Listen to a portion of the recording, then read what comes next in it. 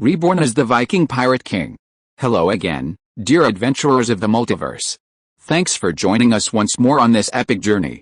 Remember, this story is pure science fiction from our wild imagination, so don't go trying to summon dragons in your backyard. The rights of this amazing novel belong entirely to its original author. We are only the narrators. Do you want more adventures?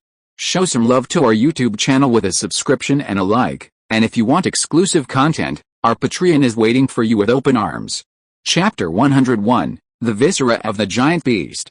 As a strange whisper echoed in Loki's ear, he suddenly straightened his back, flipping open the black book with his right hand and rapidly turning the pages with his left. After reaching a page in the middle, he pointed a finger at a hand-drawn illustration. At that moment, the whisper echoed again in his ear, "Enter the obsidian city of night. I'll be waiting for you here." With that, Loki's muscles relaxed, and control of this body returned to him. What just happened? Did you just hear anything? Loki asked those around him. Gore, Emma, and Lawrence shook their heads in confusion. He looked at the sleeping sacrifice. Yuju, the strange whisper echoing in his mind clearly hadn't come from him. The words that suddenly appeared in his mind were in Chinese. He looked at his finger, which was now pointing to an illustration in the black book. It depicted a red package, with a pale yellow bird's head peeking out from a gap in the center, looking around. What does this mean? Is the bird born? Loki handed the book to Emma. Emma carefully examined the simple illustration, hesitated for a long time, and then slowly spoke. I once saw this symbol in a secret document. Once, the scholars of the Crescent Moon from Jerusalem secretly invited archaeologists from the Royal Academy of Sciences to visit the Arab Empire's Egyptian province. But this matter is top secret within the Royal Academy of Sciences. You know, the Egyptian province was a territory seized from Byzantium by the Arab Empire over 200 years ago. If the Byzantine king Michael I knew about this, the entire Royal Academy of Sciences would be buried with him. Loki nodded. In the Middle Ages, even the trade that Mediterranean civilization relied on for survival had to take a back seat to war, because no one could accept the charge of treason. One day, while sneaking into my mentor's study to look for a book, I stumbled upon a secret letter between the Crescent scholar and my mentor, hidden within an ancient scroll.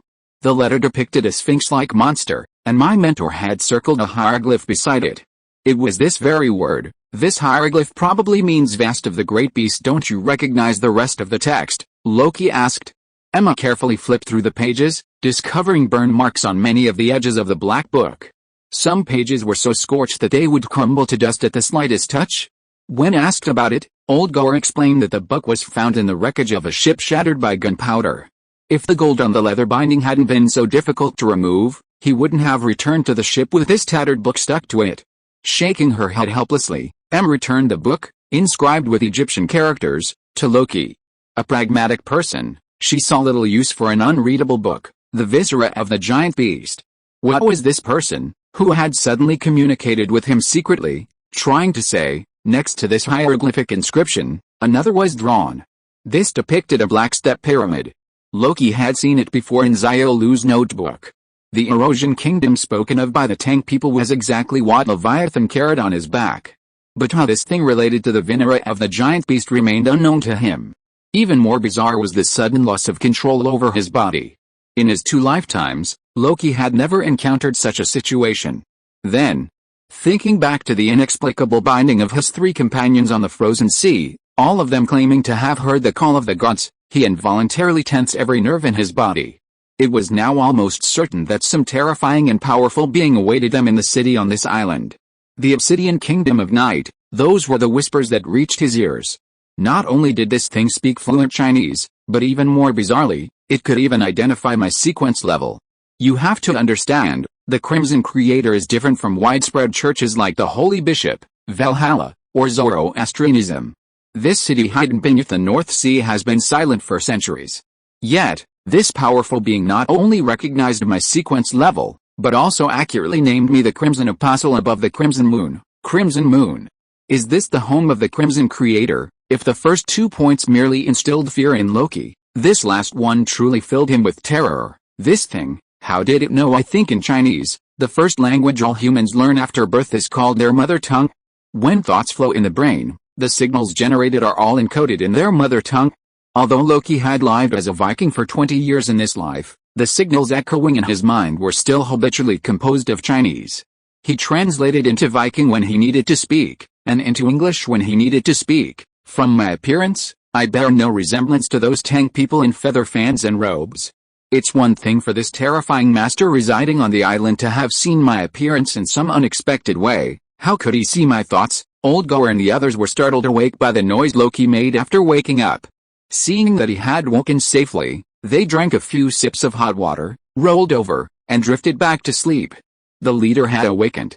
Tomorrow they would set out to explore this island dotted with black peaks, and they needed to replenish their energy quickly. Snoring filled the air, and only Loki, who had slept for over 20 days, sat by the bed with a frown. A wave of worry welled up in his heart. His original plan was to penetrate a deserted city similar to the sunken city and retrieve equipment left behind by pre-kin key cultivators. Even better would be to salvage a few uninhabited ships. Scrap picking was the original purpose of this journey. However, the actual experience of this trip completely exceeded his expectations. The ships did exist, but they were all frozen beneath the surface. This place was hundreds of kilometers from the thaw zone. These massive ships simply couldn't make it. Then there was the eerie whisper. His intuition told him that this terrifying creature on the island was perhaps as ancient and mysterious as the three giants on the Red Sea. It wasn't a dead god, it was alive. And unlike those three giants, it didn't dwell in some distant otherworld. It was nearby, most likely in the city Xiaolu was trying to find. Loki had only 4 men. Even though 3 of them were chosen ones, forcing them to confront an ancient god head-on was tantamount to committing suicide. But then again, they had come this far after countless hardships, and now they were resting and their morale was high after scavenging some trash. Not to mention them, even he wouldn't be willing to return home. As his thoughts raced, the embers in the stove began to die. The firelight in the house dimmed, and suddenly, a pair of orange eyes opened wide in the darkness. Loki instinctively drew his axe, then gently set it aside once he saw the figure. It was a living sacrifice. It had awakened. Chapter 102 The Awakening Boy and Memory Transfer. In a previous life, Loki had played a game called Onmyaji. In this game, there was a resource called dog food. By eating each other's dog food, it could be upgraded to high-level dog food. High-level dog food could only be fed to Shikigami to level up. Seeing this teenage boy, he couldn't help but think of this. The boy, named Yuzu, had eyes like a jaguar, orange with a vertical line through the pupils. He hadn't seen Loki since the fusion. He and Loki stared at each other, their eyes wide open, and for a moment, neither spoke. 7 of these creatures had been blasted out of the hermit crab's tail intestines. It now seemed likely that a beast absorbed the psychic energy of the living sacrifice, allowing it to grow to such a terrifying size. This begs the question, the 7 or 8 left in formation on the sea surface might have served as guideposts for the return journey. 7 more were still on board, suggesting Xiaolu's fleet had carried no fewer than 20 living sacrifices from the New World before departing. What were they planning? Thank you for saving me. The boy emerged from the darkness, stood before Loki, and stiffly uttered a few Viking words. Loki was stunned. Emma had mentioned the boy's exceptional intelligence, but he had never imagined he could learn a new language in just over 10 days. Do you understand me? A little bit. Can you pronounce your name? Warthog Grimtidum. I am the son of Tajurklog Grimtidum and Warlock Nightkite. The boy recited a long passage. Damn, Warthog. What a bizarre name. That's not a good name. How about you be called Yam from now on? Loki replied, frowning. The boy didn't seem to mind Loki's casual name change. He smiled, revealing 2 fangs. Loki then realized that despite his dark complexion, the boy had a very clean air about him, especially his smile, which was like a ray of sunshine in the cold cabin. Come and sit. He extended a hand to invite him to sit next to him. Only then did Loki realize that the child was wearing only a loincloth. Even though charcoal still burned in the fireplace beneath the frozen sea, the temperature in the cabin was only around 7 or 8 degrees Celsius above zero. Seeing this, Loki hurriedly prepared a Tang Dynasty knitted cotton jacket for him. As a severely masculine man, he couldn't stand any disheveled homosexual within 3 meters of him. Yum grabbed the jacket and draped it around his back. Loki stared at him speechlessly, then remembered that the natives of the Mayan civilization in the New World seemed to have worn nothing but leaves around their buttocks from birth to death. The living people of that civilization had never seen clothing. With a long sigh, he endured the intense discomfort of touching another man's skin and put on a knitted cotton jacket for him.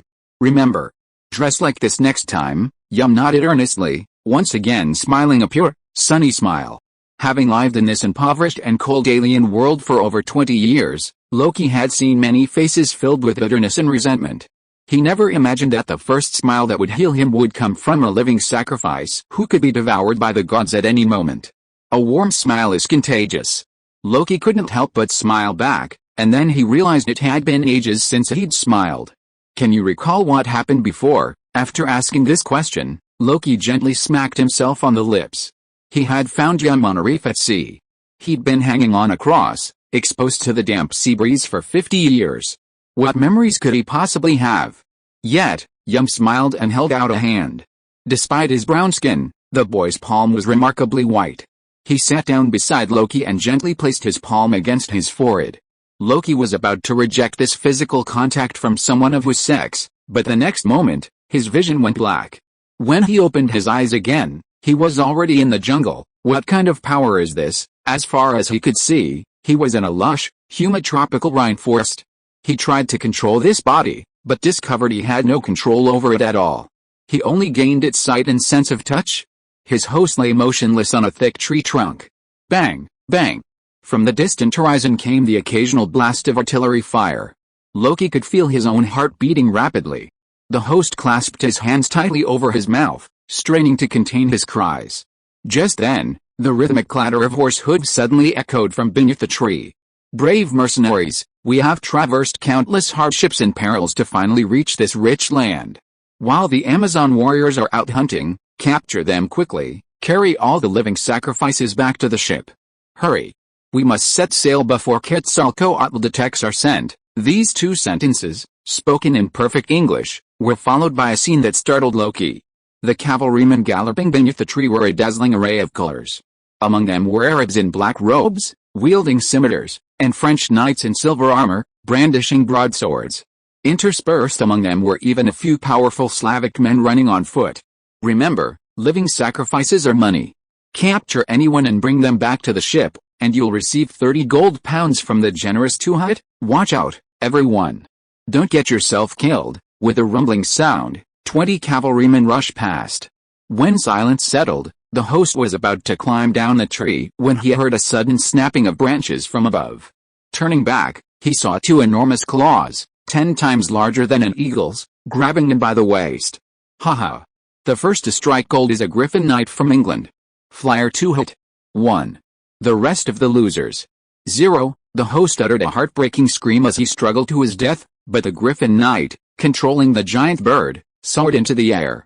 The memory then plunged into darkness and abruptly ended. The second memory began in a pitch-black castle. This time, the host was a woman. She stood in a line, flanked by other slaves.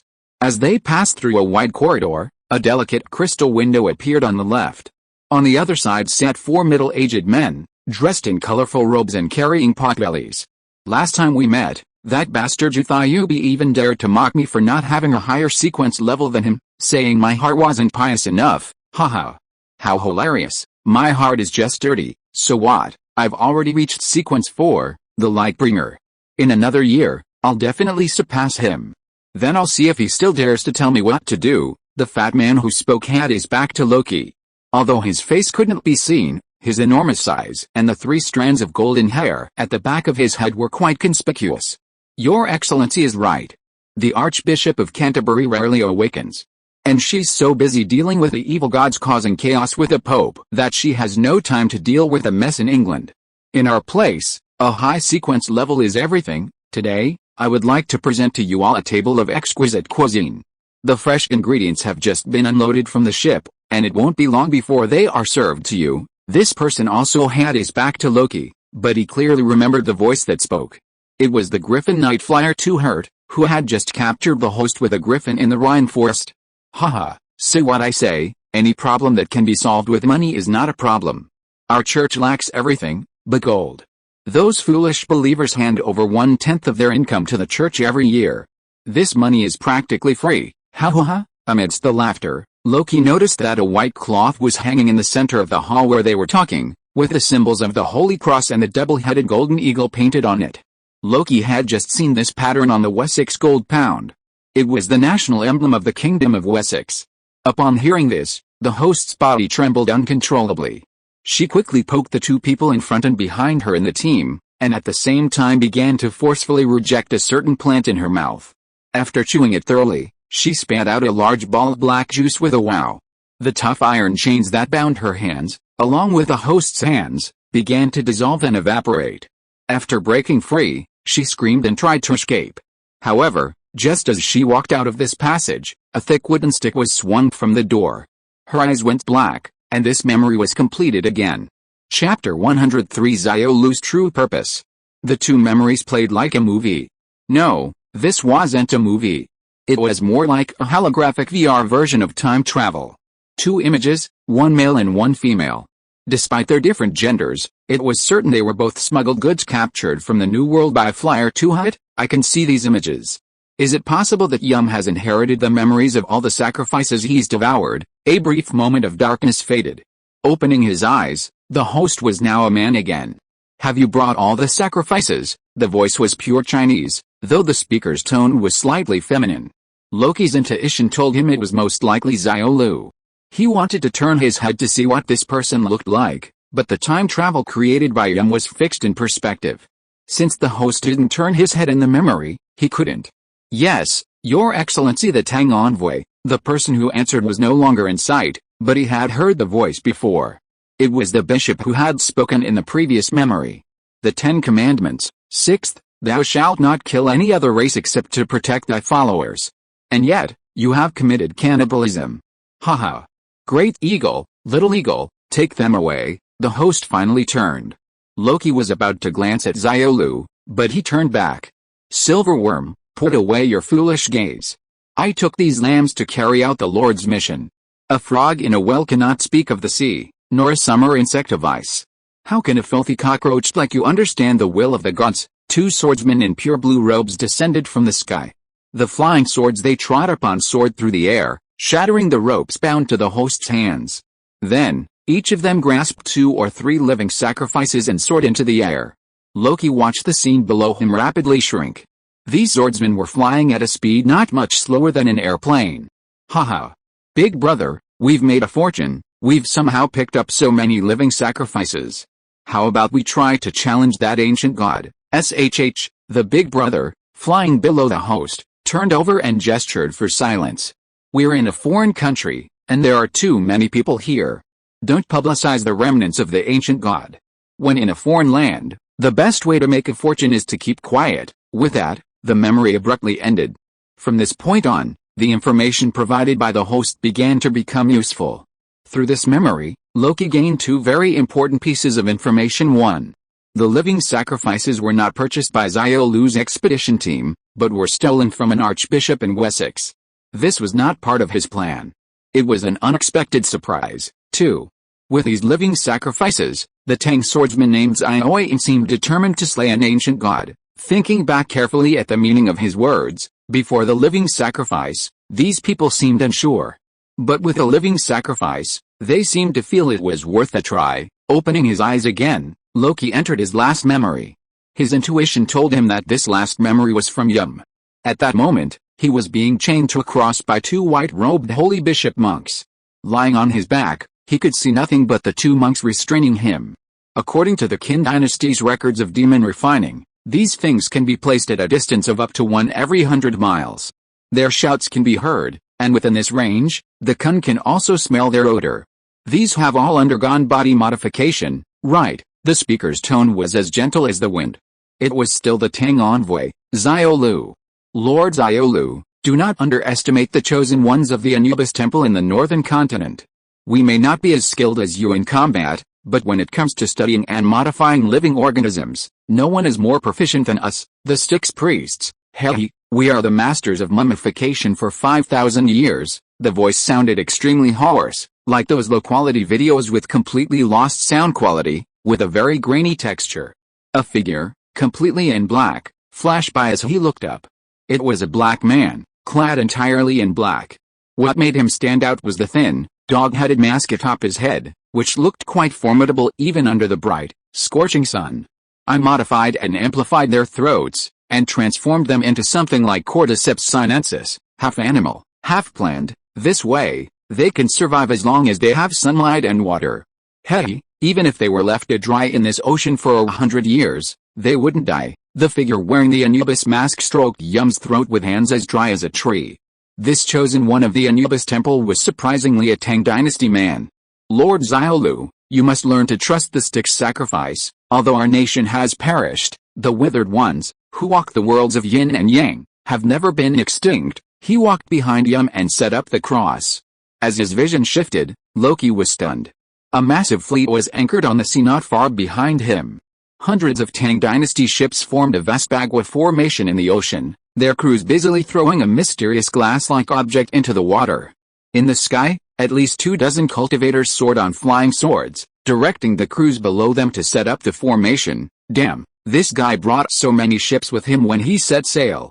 What is he doing? The fleet was perhaps tens of kilometers away from Loki.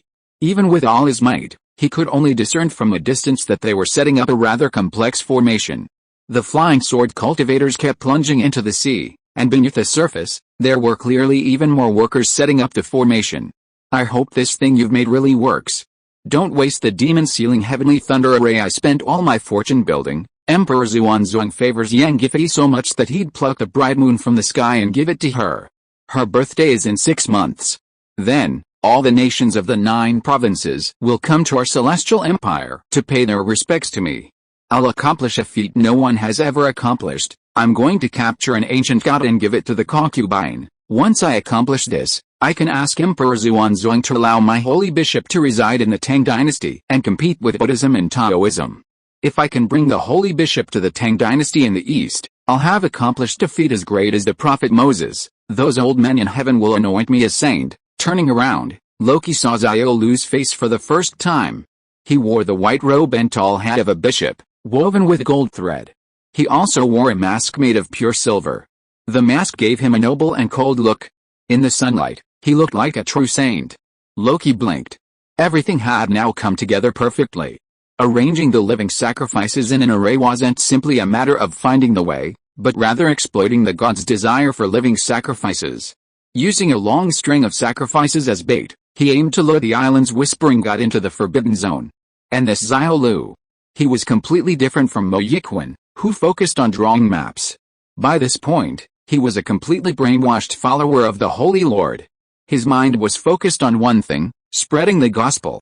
Even over 1,000 years later, the Holy Lord still had little influence in the Red Kingdom.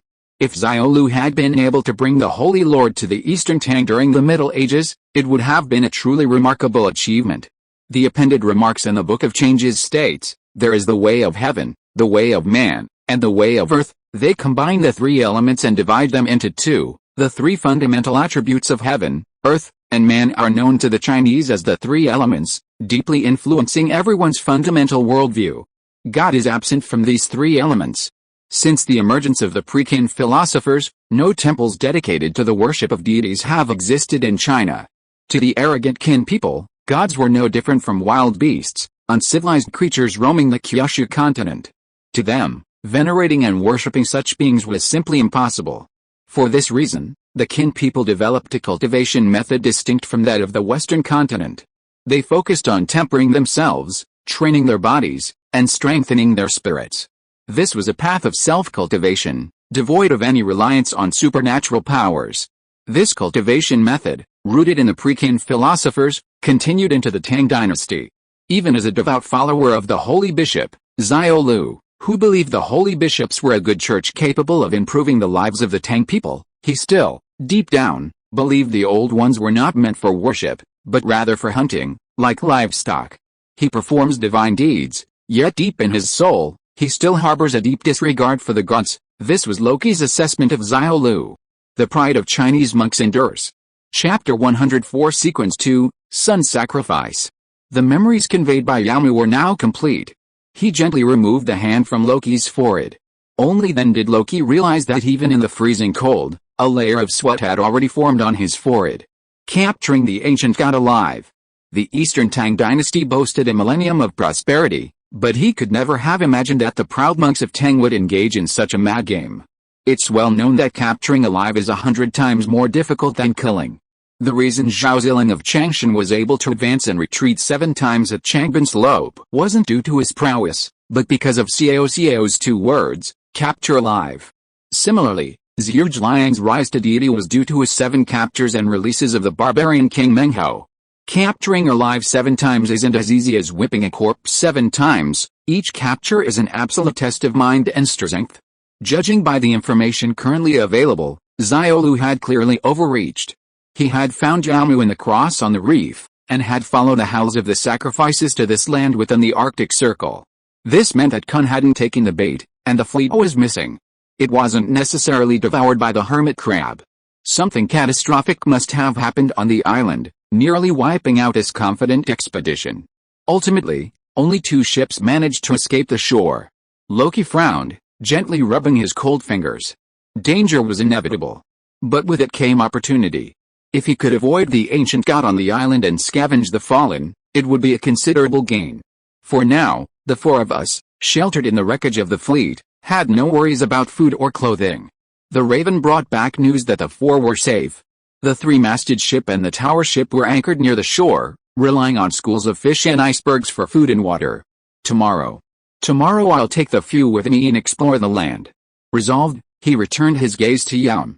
This American boy gave him a very pure feeling, making it hard to believe he was born for sacrifice. Loki still had a few questions about him, and since he had nothing else to do, he asked casually, "Do you know your sequence rank?" Yam tilted his head, thinking for a few seconds, then slowly raised 2 fingers towards Loki.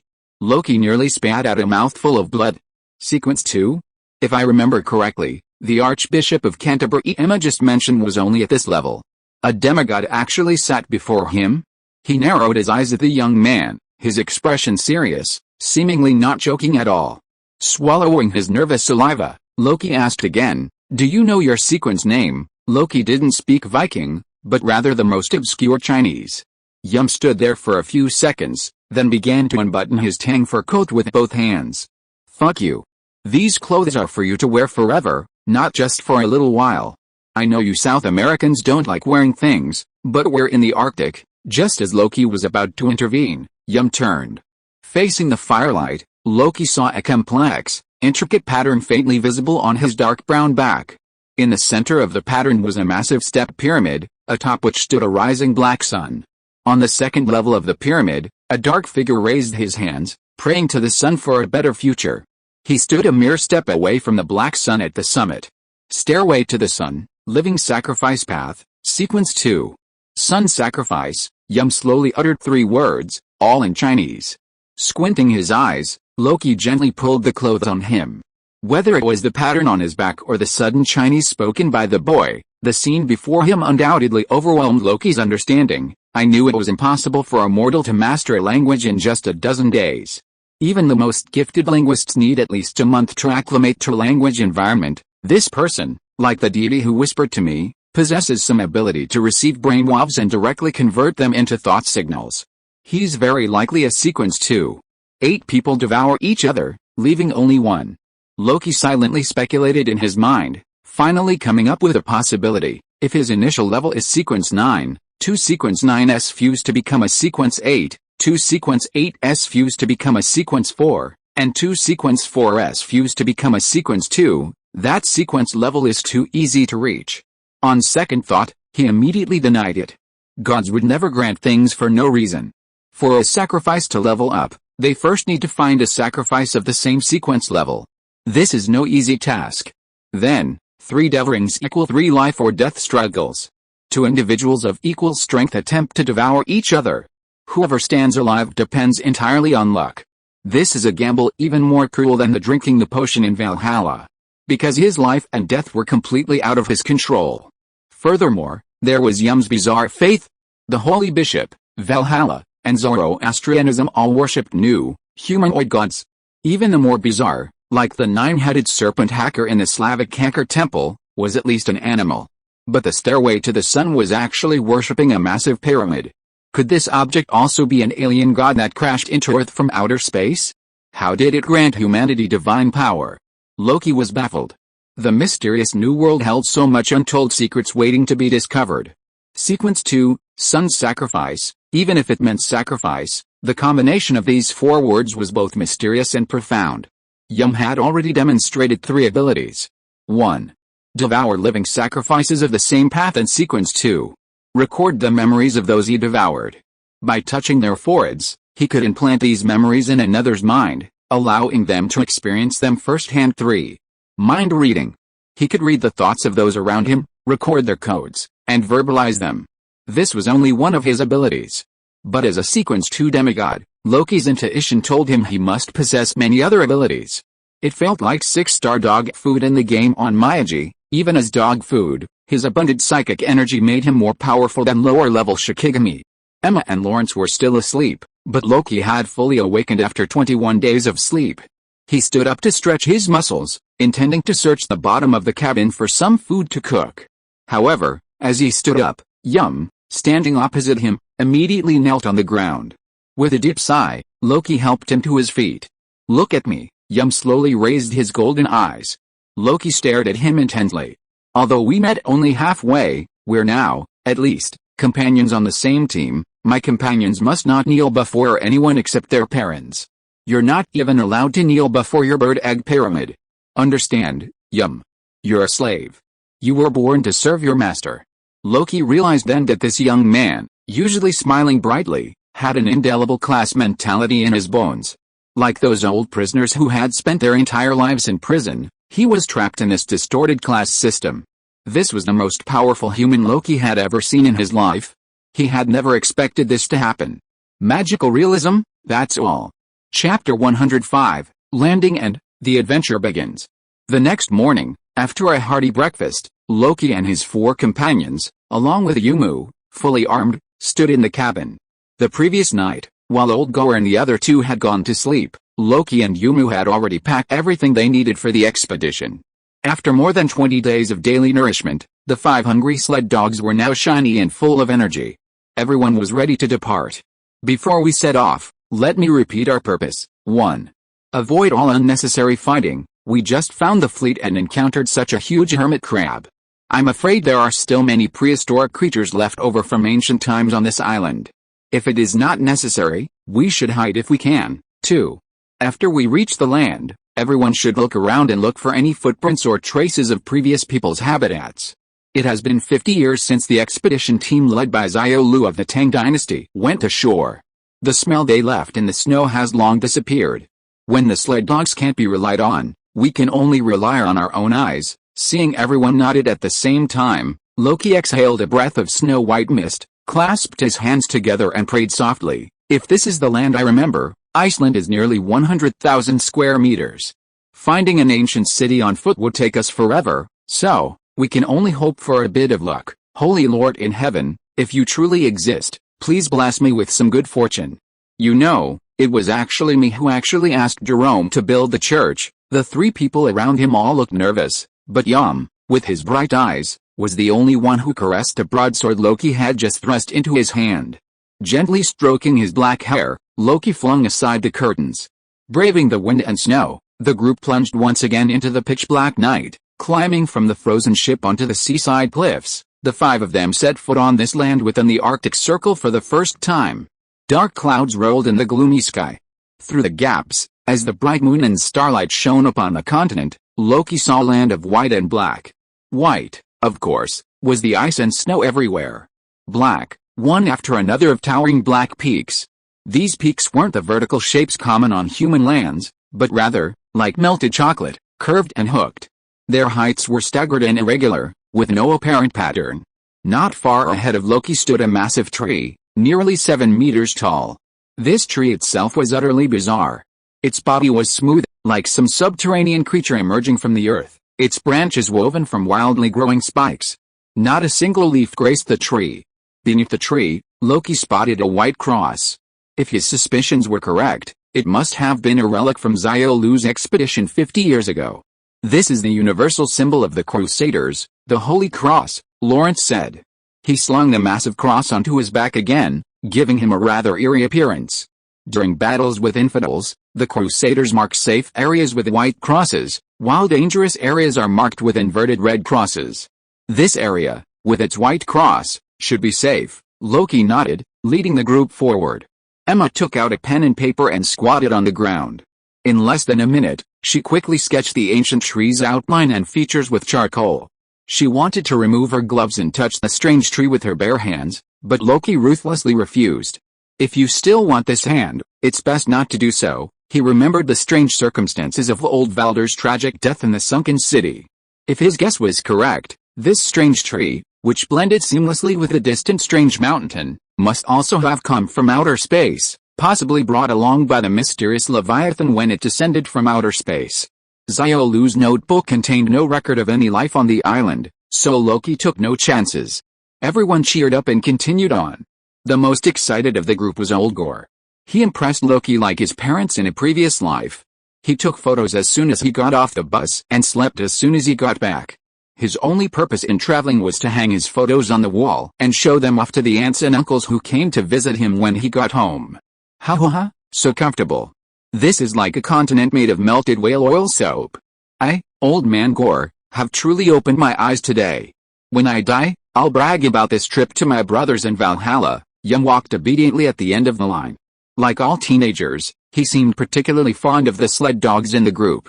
He was worried that the dogs pulling the sleds would get tired. He even took the initiative to help lighten the load by picking up 2 packages stuffed with food. After walking for most of the day, only to enter a cave for a short rest, did Loki notice that he had been carrying such heavy luggage. He quickly walked over to him and hastily removed the packages from his delicate shoulders. You are not allowed to carry these things, understand? Yum's watery orange eyes widened, and he glanced anxiously at the 5 sled dogs not far away. Seeing this, Loki habitually reached out and ruffled his hair. Facing this child with a heart as pure as a sheet of paper, he knew he had to change his words. I know you feel bad for these dogs, but look how fat they've gotten these past few days. If they don't move around, they'll be too fat to walk. If they can't walk, anything can kill them, right? Yum nodded hesitantly. Loki put the broadsword back into his hand. I know you've never used a sword, but it's not difficult to use. Just stab anything that moves with a tip, understand? After a quick swordsmanship lesson, Loki shared some food with him and returned to the front of the group. He glanced at his hands hesitantly, a wave of doubt rising in his heart. The child, wearing a bearskin hat and carrying no less than 50 kilograms of supplies on his shoulders, had been walking for who knows how long. How come he didn't break a sweat? Even Loki couldn't help but sweat slightly from carrying the axe all the way. But the child's hair was unusually dry, and he didn't even breathe. Turning back stealthily, he saw Yamu tearing the chicken into long strips. He glanced at him evasively before quietly running to the sled dogs and feeding them the food. Reluctantly shaking his head, he pretended not to notice. But at the same time, a growing worry welled up in his heart. This was a living sacrifice who had already reached the demigod realm. With such a high rank, he feared he would become the envy of the high sequence chosen ones worldwide. Such a kind child, how could he possibly survive in this chaotic world? He forcefully broke open the frozen bread and was about to take a bite when the ship's doctor, Lawrence, hurried in from the cave entrance. Lord, we cannot remain here for long. Following his fingertip, Loki spotted, in the firelight, an inverted cross mark on the cave wall, slightly dimmed by age. Chapter 106: The Minotaur and the Power of Demigods. The flames of the burning wood crackled. Loki put down the pancake and cautiously picked up his axe. Yum, come back, he whispered. Yum looked at him in confusion, thinking Loki was scolding him for feeding the dog. He quickly picked up the chicken leg and took a bite. A faint sense of danger loomed, and Loki strode over to him, grabbed his arm and pushed him behind him. You are responsible for watching him. Don't let him run away, he said to Emma. The two stood at the end of the group. Bang! Bang! 2 heavy footsteps echoed in the passage, and the tremor in the earth nearly extinguished the burning wood fire. Without time to pack up, the few people hurriedly retreated to the outside of the cave, pulling the sled dogs. Loki looked at the cave, which rose to a height of 5 meters, as if he were facing a great enemy. I only heard one footstep. Whatever is living in here, there should be only one. Old Gore was about to raise his hammer, but after thinking twice, he drew the silver sword he had found in the cabin. At that moment, a low-pitched roar, enough to cause chest tightness and coughing up blood, erupted from the depths of the cave. Moo. The holy bishop's scriptures also have a detailed description of this monster. It is said that this group of foreign gods descended on the island of Crete near the Apennine Peninsula in 6000 BC. They did not originally look like this. After traveling on Earth for many years, their king found that he liked the lower half of humans and the head of a bull, so he used foreign secret magic to transform himself into this appearance. The foreign gods' subjects imitated them, and thus the kingdom of Crete born on the island of Crete came into being. The citizens of Crete all look like humans with a head of a bull. They live in maze-like castles, love two-handed axes, have brutal temperaments, and are extremely powerful in combat. The ignorant fools worship them, build mazes for them, and worship their existence. For this reason, 5,000 years ago, the chosen ones under the Minotaur temple also flourished. However, the way for the chosen ones under this sequence path to advance is to sacrifice living people to the Minotaur as food. As their sequence level rises, their heads transform from human to bull-shaped, their bodies becoming taller and stronger, their personalities more lewd and bloodthirsty. Such a brutal faith in foreign gods would naturally not be accepted by Gaia, the Earth Mother, the ruler of the Apennines. To eliminate these foreign enemies, a hero named Theseus stepped forward. He volunteered to be a sacrifice, infiltrated the labyrinth, and slew the Minotaur king. From then on, the temple's power dwindled, and the faith began to decline. Dragging the cross on his back into the ground, Lawrence raised his staff as if facing a formidable foe. This man's head has transformed into complete bulls, and he can breathe fire with every breath. This is at least a sequence 5 or higher chosen one. This fellow is formidable. Prepare for battle. Loki drew his blood-red stone axe and stood at the front of the group. At this moment, he had to admit his carelessness. He wasn't even sure he could pass this stage. Every battle in the Red Gout's path revolved around dripping blood to create a blood mist illusion. This required a crucial premise: Loki couldn't be instantly slain. Back in the sunken city, Old Valder was surrounded by 10 Viking warriors and nearly chopped to pieces. Yet, even in this situation, he managed to create a rising blood mist to regain the upper hand. However, if his head were chopped off with lightning speed, he wouldn't have any chance of a comeback. The same was true for Loki. The Minotaur, with its explosive muscles, had clearly spotted them. He turned, his eyes blazing with fire, and with a sinister laugh, puffs of black smoke billowed from his mouth. He raised his axe and charged at the men. Boom, boom, boom. The hooves of this monster, weighing countless tons, stomped on the ground, subtly affecting Loki's heartbeat. With his heart straining, a trickle of blood oozed from the corner of his mouth. Woof, woof, woof. The loyal sled dogs, sensing danger, barked wildly at the Minotaur from in front of Loki. Lawrence's holy light spell infused him.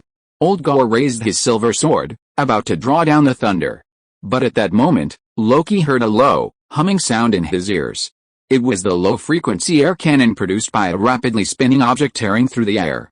Without time to turn around, he saw a thick wooden stake fly past his ear and, like a heavy artillery barrage, pierce the Minotaur's body with a bang! The Minotaur's entire upper body was crushed into a pile of flesh by the stake. Its legs, broken at the waist, moved helplessly twice before losing their balance and falling to the black earth. Loki looked back and saw Yum clapping his hands lightly. Behind him, a sharp spike had been broken off from a branch of a strange tree. What had just happened? Not only Loki, but also Old Gore, Lawrence, and even Emma's jaws dropped to the ground. Seeing everyone looking at him in confusion, the slightly embarrassed boy quickly ran to the side of several sled dogs and patted their heads gently. I wasn't scared just now, the bad guys are dead. Walking to the side of the strange tree, Loki reached out and touched the smooth tree, and found that the bark was unusually hard. Trying to pull out a branch, he used all his strength but couldn't make a crack in the strange tree. Son sacrifice, are you really sure you are a sacrifice? Loki touched his chin speechlessly. With such a heavy artillery appearing in the team, they were afraid that they would need to change their battle strategy immediately. From now on, everyone will move forward around Yum. The 4 of us will protect him, don't let him die. Chapter 107 The Second Prey and the Arm of Zeus. The crisis was over, and everyone returned to the cave to rest again. When Loki rekindled the campfire and tried to pick up the bread for the second time, a terrifying scene struck him again. Yum, who had disappeared for a while, knelt down in front of Loki with a bloody heart in his hands. Fuck, what's going on? The heart of an animal is the source of power. The heart must be presented to the chief. From the look of his expression, he wants me to swallow it raw? So, do Native Americans eat raw food? Loki recalled the movie Apocalypse he had seen in his previous life. The Native Americans in the movie seemed to have the habit of sharing the organs on the spot after a successful hunt. No thanks. Eat it yourself. Reaching out to touch his hair again, Loki grabbed him and pulled him up from the ground. I've told you so many times, grown man, don't kneel, except your parents, the terror totems, no one else is allowed to kneel, understand, 3 times said, but it was as light as water. Loki had told him no kneeling no less than 10 times, but it seemed to be of no use. As a leader, he would enforce his subordinates' compliance based on principle and custom. As for other matters, such as their diet, life, and beliefs, Loki did not interfere at all. Just because he disliked raw, bloody food didn't mean he had to force his subordinates to obey. Besides, judging by his imposing demeanor just now, he certainly wouldn't contract parasites from unsterilized meat. Are you really giving it to me? Damn it. You little brat, how much more do you expect me to talk to you? Take that filthy heart and get out of here. After being interrupted twice while eating his bread, Loki lost all patience and slapped Yum away to his beloved sled dog. The boy gleefully took up the flesh and began to devour it. He didn't forget the sled dogs at his side, who had cut a significant amount of flesh from the Minotaur. For them, he even sawed off an entire leg and carried it on his back as a treasure. People like Ulfgar and Lawrence understood that the Minotaur's flesh and blood might contain pure energy, but it was still a humanoid creature. No one who had experienced civilization would eat such a thing unless they were completely depleted of ammunition and food. But the South American natives had no such custom.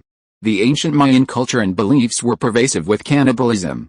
The chosen ones consumed living sacrifices to increase their combat prowess and sequence level, and the sacrifices themselves could devour each other to become even higher level living sacrifices. The inheritance of power was a major challenge in all normal beliefs of the Western continent. High sequence experts inevitably lost their strength as they aged, eventually turning to dust. South American natives didn't have such concerns.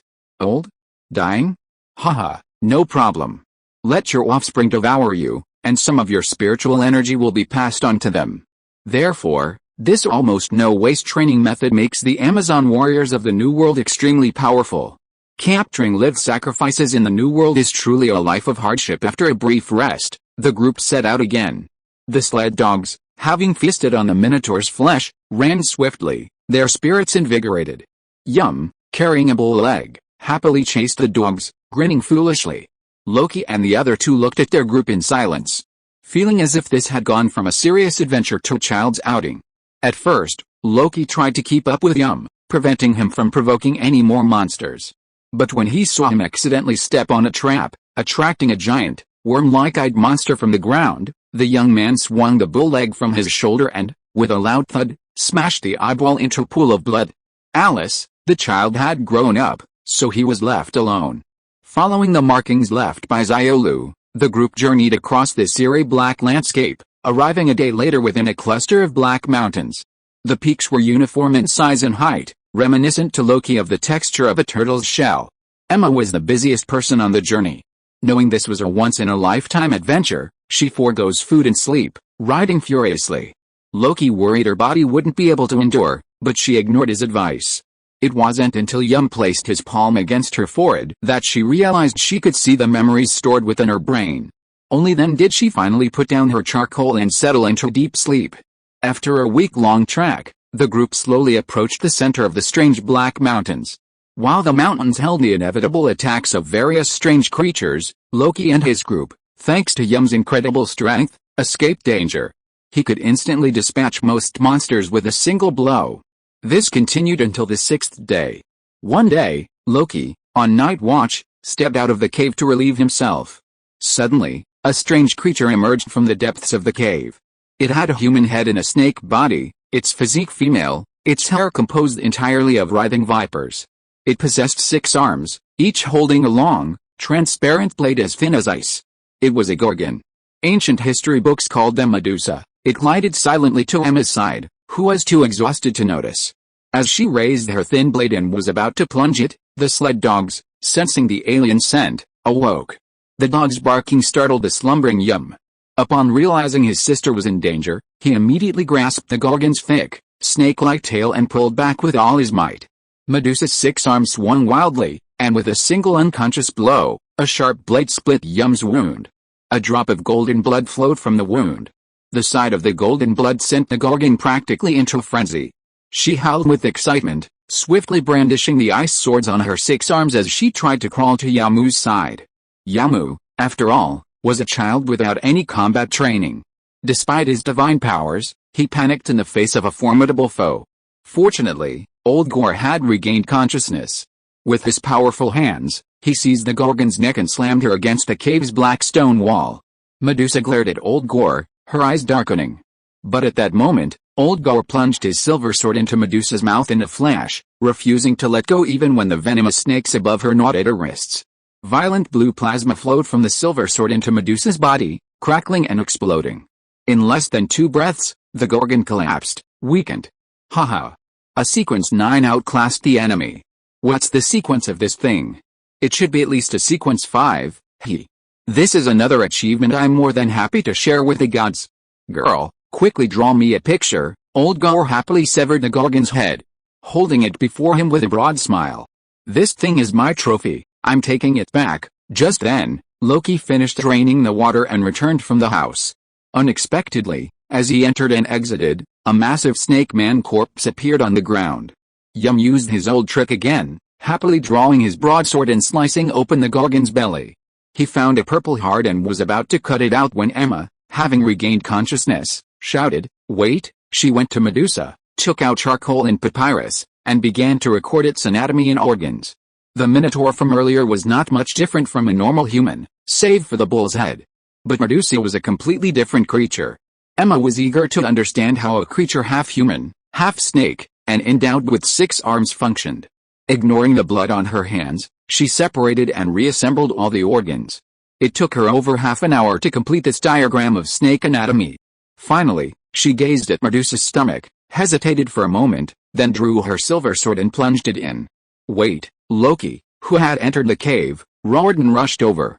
He pushed Emma aside, then gripped the hilt of his silver sword tightly. The contents of the normal creature's stomach are all dead matter, but not these terrifying ancient creatures. Slowly dragging the silver sword, he cut open the stomach. Smelly gastric juices flowed out. Loki splattered the Gorgon's stomach juices onto the ground. Amidst a pool of bloody flesh and scattered bones, a silver metal tube stood out. Gently wiping away the blood, Loki discovered it was a simple knight's arm guard. The silver arm guard was attached to a half-iron gauntlet, and each knuckle seemed incredibly flexible.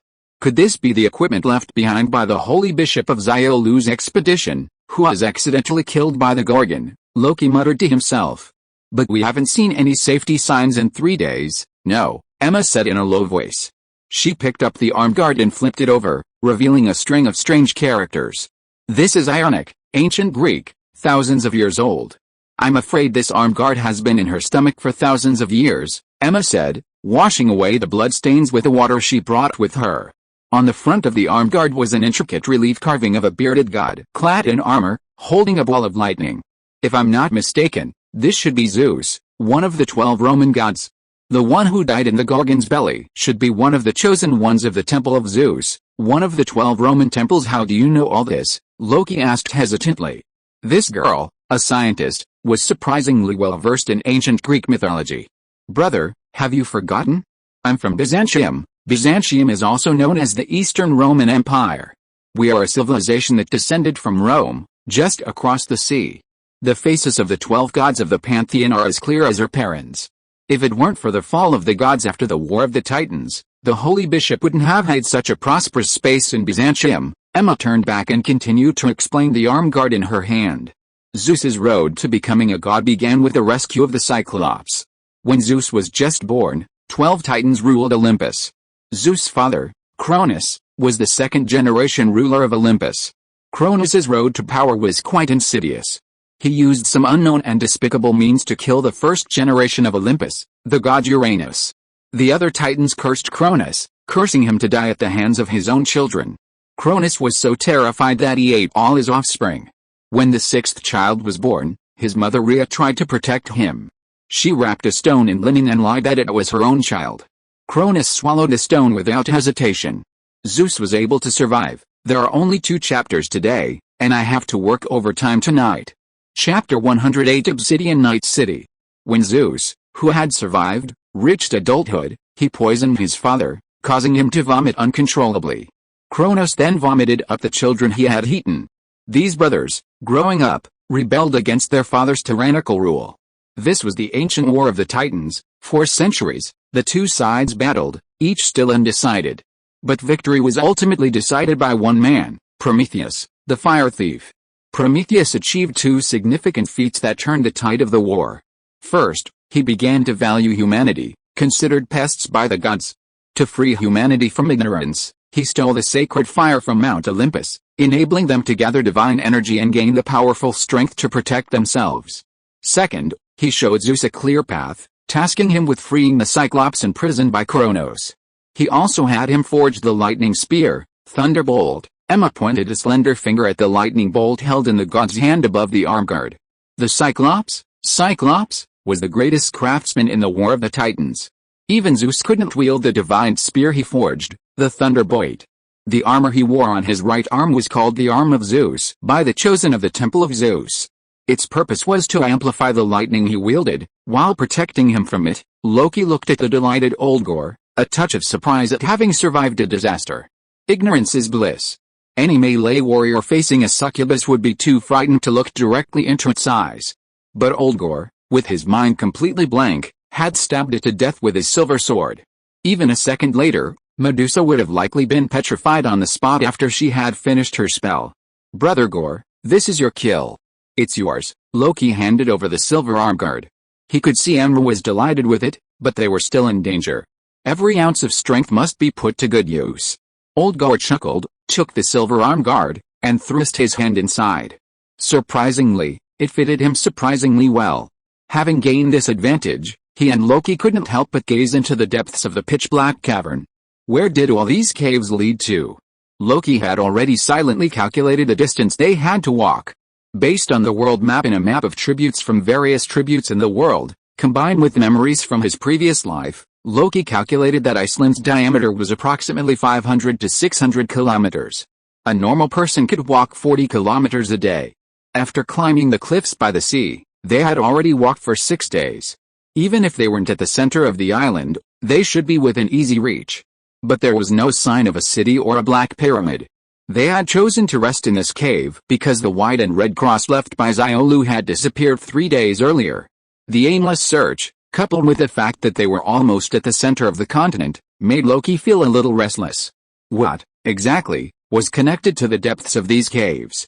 Could it be possible that Xiolu's expedition vanished because, having reached the center of the continent and found nothing, they retreated underground? Should I go in and take a look?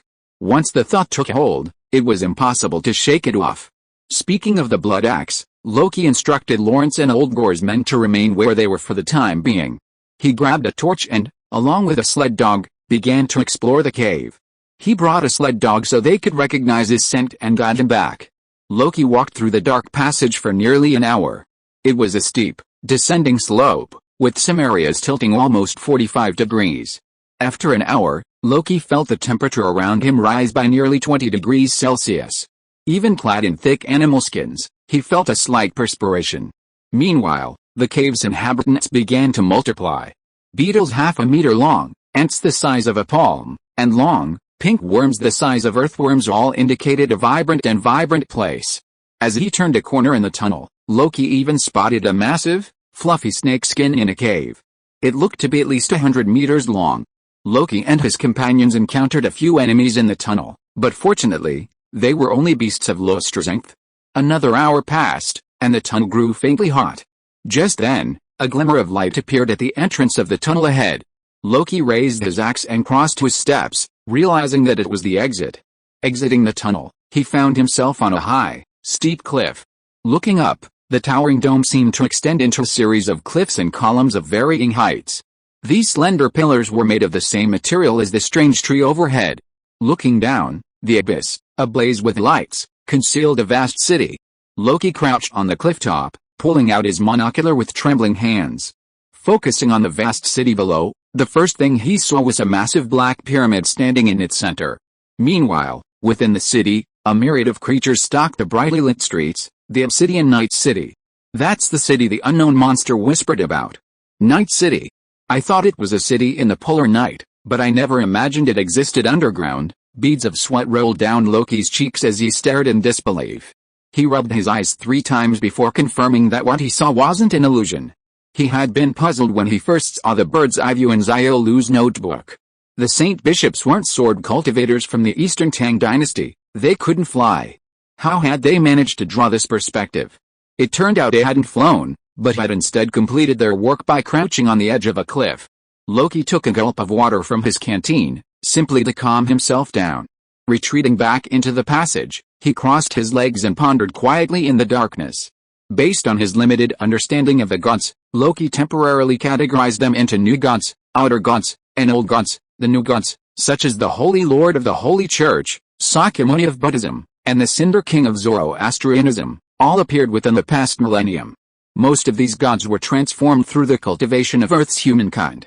They are considered native Earth creatures. The outer gods are extraterrestrial life forms that entered Earth from outer space thousands of years ago, during the time of Nuwa's heaven-repairing mission. Many native Earth gods, such as Gaia in Greek mythology and Nuwa in the ancient mythology of the Red Kingdom, rose up in rebellion and slew most of them. For example, Gaia slew the Minotaur, Nuwa slew Futu, etc. Of course, a small number of outer gods, not seeking to destroy humanity, have integrated into human civilization. Examples include Odin and Thor from Asgard, and Princess Hakarn of the Hydra. The gods who arrived on Earth before Nuwa's time, tentatively believed to be before 10,000 BCE, are ancient gods. Some texts also refer to them as old gods, such as the Bloody Creator. When they arrived on Earth, humanity was likely still in a very primitive state. Classical volumes describing their existence are now extremely rare. If it weren't for the Prekin key cultivators who used secret techniques to discover this dormant city beneath the sea, humanity might not have discovered the existence of such a city belonging to the ancient gods on the seabed of the North Sea until humanity was extinct. But could there be creatures that predate the ancient gods? The Holy Bishop is using his immense power to investigate this matter. For example, when Loki first captured Old Valder, he was impersonating a Holy Bishop, claiming to be with the Crusaders investigating the old gods. These most ancient beings are known as the Great Old Ones. Earth, with lifespans spanning billions of years, has seen several civilizations succeed one another. The Holy Bishop firmly believes that the demise of civilization is usually accompanied by a mass extinction. However, a few resilient individuals, using their own unique methods, survive this mass extinction, surviving for hundreds of thousands of years and entering the next life cycle, hidden within a civilization that doesn't belong to them. Loki lit a torch. Staring at the flickering flames, new questions began to form in his mind. Upon discovering the sunken city, the key cultivators of the Prekin dynasty slaughtered every living creature within without hesitation. First, they slew the giant researcher, then the ancient god, and finally, even the fallen titan reinforcements. The sunken city became a dead city. According to the drawings in Xiaolu's notebook and Gu Chanking's account, the demon sealing left guard, Feng Huzi, led a team of 4 to the Great Cold Sea, Norwegian Sea, in search of the other ancient gods. If these men could find the sunken city beneath the sea, they would surely also be able to find Leviathan above the surface. However, beneath Leviathan's shell, the creatures of the Shrimp Kingdom city still clung to life. At least from Loki's perspective, no massacre had occurred. Where did Feng Huzi go? Xiaolu's notebook contains Feng Huzi's final drawing, which depicts an area covered in the bones of a giant beast. Where was that? Could it be within the city's Black Pyramid? If you are listening to this novel on a channel other than Fanfic World, it means it was downloaded and re-uploaded without effort. We warmly invite you to visit our channel, Fanfic World. There you will find the original version of this story and many other novels of various genres. We look forward to seeing you dive into a world of incredible novels. Chapter 109, Heading to the Underground World. Loki had undoubtedly reached the edge of the treasure mountain. He could see the pyramid just 300 meters away, almost touching it. But a huge problem loomed before him. This city hidden beneath the surface of the mountains, it was alive. This place was no quiet tomb like the sunken city, but a bustling marketplace, thriving with life and bustling with people. Although the streets were swarming with strangely shaped monsters, they coexisted harmoniously within the city. Perhaps this underground city was their shared refuge? The Minotaur, a bull monster, flourished in 6000 BC, a contemporary of Gaia. As for Medusa, she existed in 1000 BC, during the reign of Zeus as the second lord of Mount Olympus. The two monsters existed thousands of years apart, but that didn't prevent them from coexisting in this underground city. Perhaps this was indeed the case. The edges of this majestic underground city were lined with numerous passages that spiraled upwards, leading to the cliffs. In the empty mountain valley, numerous flying creatures glided between the slender columns. Sure enough, they were monsters, trapped underground for too long, seeking a breath of cool air. The Minotaur, Medusa, and big-eyed monster he'd encountered on the surface had likely all emerged from these underground passages. I just don't know if that flying creature he'd just seen was a dragon. Unwilling to linger any longer, Loki put away his telescope and stood up, about to leave. Just then, a sudden metallic clang echoed from the pyramid at the bottom of the canyon behind him. Loki instinctively turned around, only to see the city's lights gradually dimming. Is this a curfew? If it truly was a curfew, with the streets deserted at night, would we have a chance to sneak into the pyramid in the darkness? Pulling out his telescope again, Loki brought the lens close to his eyes. In the city, temples were extinguishing their lights. The demons and monsters on the streets were returning to their own temples. In just over 10 minutes, the streets of the vast city were nearly empty. The only light came from two massive braziers in front of the Black Pyramid. The entire mountain was plunged into darkness. Loki could feel his heart pounding, his mouth dry with greed, his legs barely able to move. The underground city had a curfew, a golden opportunity. The braziers illuminated the pyramid's main doors, revealing they were still open. The last few monsters from the streets emerged. After the flames died, the city fell into near silence. Loki hurried back, pulling his sled dogs through the dark caverns, crawling and scrambling for nearly 4 hours before reaching the entrance. Once there, he briefly explained to his 4 subordinates what he had seen at the cliff edge, shocking them all. They had never imagined that this erosion kingdom, as the Tang people called it, was actually hidden beneath the mountain surface, an underground city. To go, or not to go? That was the question they immediately faced. After learning of the city's underground existence, they no longer had reason to wander the surface. Xiaolu's expeditionary force had lost all trace, likely having reached this area near the center, discovered something amiss, and retreated underground. But everyone was well aware of the dangers of entering the city. "I'm going," Emma said earnestly. "My life belongs to the Royal Academy. As long as I can explore the unknown with a pragmatic spirit, I'm willing to take any risk. I want to go too," the ship's doctor, Lawrence Nightingale, said next. "I've carried this cross all the way to find this city and insert myself into it. I'll die without regrets for sacrificing my life for the holy bishop." Loki looked at Oldgor, who laughed heartily, clutching his silver armor. "What are you looking at me for? If I die, I'll ascend to Valhalla while my memories are still fresh in my mind. Haha. I have a story to tell." The only one whose expression remained unchanged was Sun's sacrifice Yam. This youthful young man was the only one in the group who acted as if he were on a picnic. Like a newborn, he was intensely interested in everything around him. He followed Loki wherever he went. When Loki chased him away, he played with a dog, acting very obediently. Seeing his companions all willing to sacrifice their lives for justice, Loki no longer hesitated. Honestly, he wouldn't be willing to turn back just yet. Since everyone was unanimous, they had to act immediately. For there was no telling when this city under curfew might awaken. Leaving the sled dogs at the cave entrance, the group turned and entered the dark mountain passage. As they passed a fork in the road, Loki glanced at the python skin, cast off by the giant python, and signaled for them to carry it away. While it was possible to descend the cliff face like stairs to the underground city, the city lay beneath a 300-meter deep cliff. Circling down the cliff face would take an unknown amount of time. If they encountered some powerful monster along the way and engaged in a fight, they would likely be surrounded. The safest option was to climb down the cliff face. The skin weighed nearly 200 kilograms. Fortunately, most of the way into the mountain's interior was downhill. After the 4 men, dragging the massive snakeskin, reached the cliff's edge, Oldgard drew his silver sword, cut the skin into 5 sections, and wove them into a sturdy rope. After tying them to a strange tree near the cliff, the men slid down the snakeskin. It took less than half an hour. When his feet touched the ground within this underground city, Loki finally felt the sensation of oil again after months. At the same time, Taking a deep breath of the underground air, he felt an intense sense of relief, as if previously blocked acupuncture points in his body had suddenly become unblocked. In the pre-Qin period, ancient and outer gods roamed the Kyushu continent, their constant breathing allowing humans to absorb their psychic energy. Perhaps this is the resurrection of spiritual energy that Gu Changqing had mentioned. After the 5 men had slid down the snakeskin to the ground, Loki gestured for silence. He then divided the team into 3 echelons. He and Old Gore were in the first group, and Lawrence Nightingale, carrying a huge cross behind him, was in the second group. Emma and Sun Sacrifice Yamu walked in the end. The group walked on the soft soil and headed towards the underground city in front of them in the darkness. There is another chapter in the evening. The monthly ticket sales this month are bleak. Please give me a monthly ticket. Chapter 110 The Outer Circle of the Obsidian Pyramid. The entire city was plunged into darkness, and Loki dared not light a torch.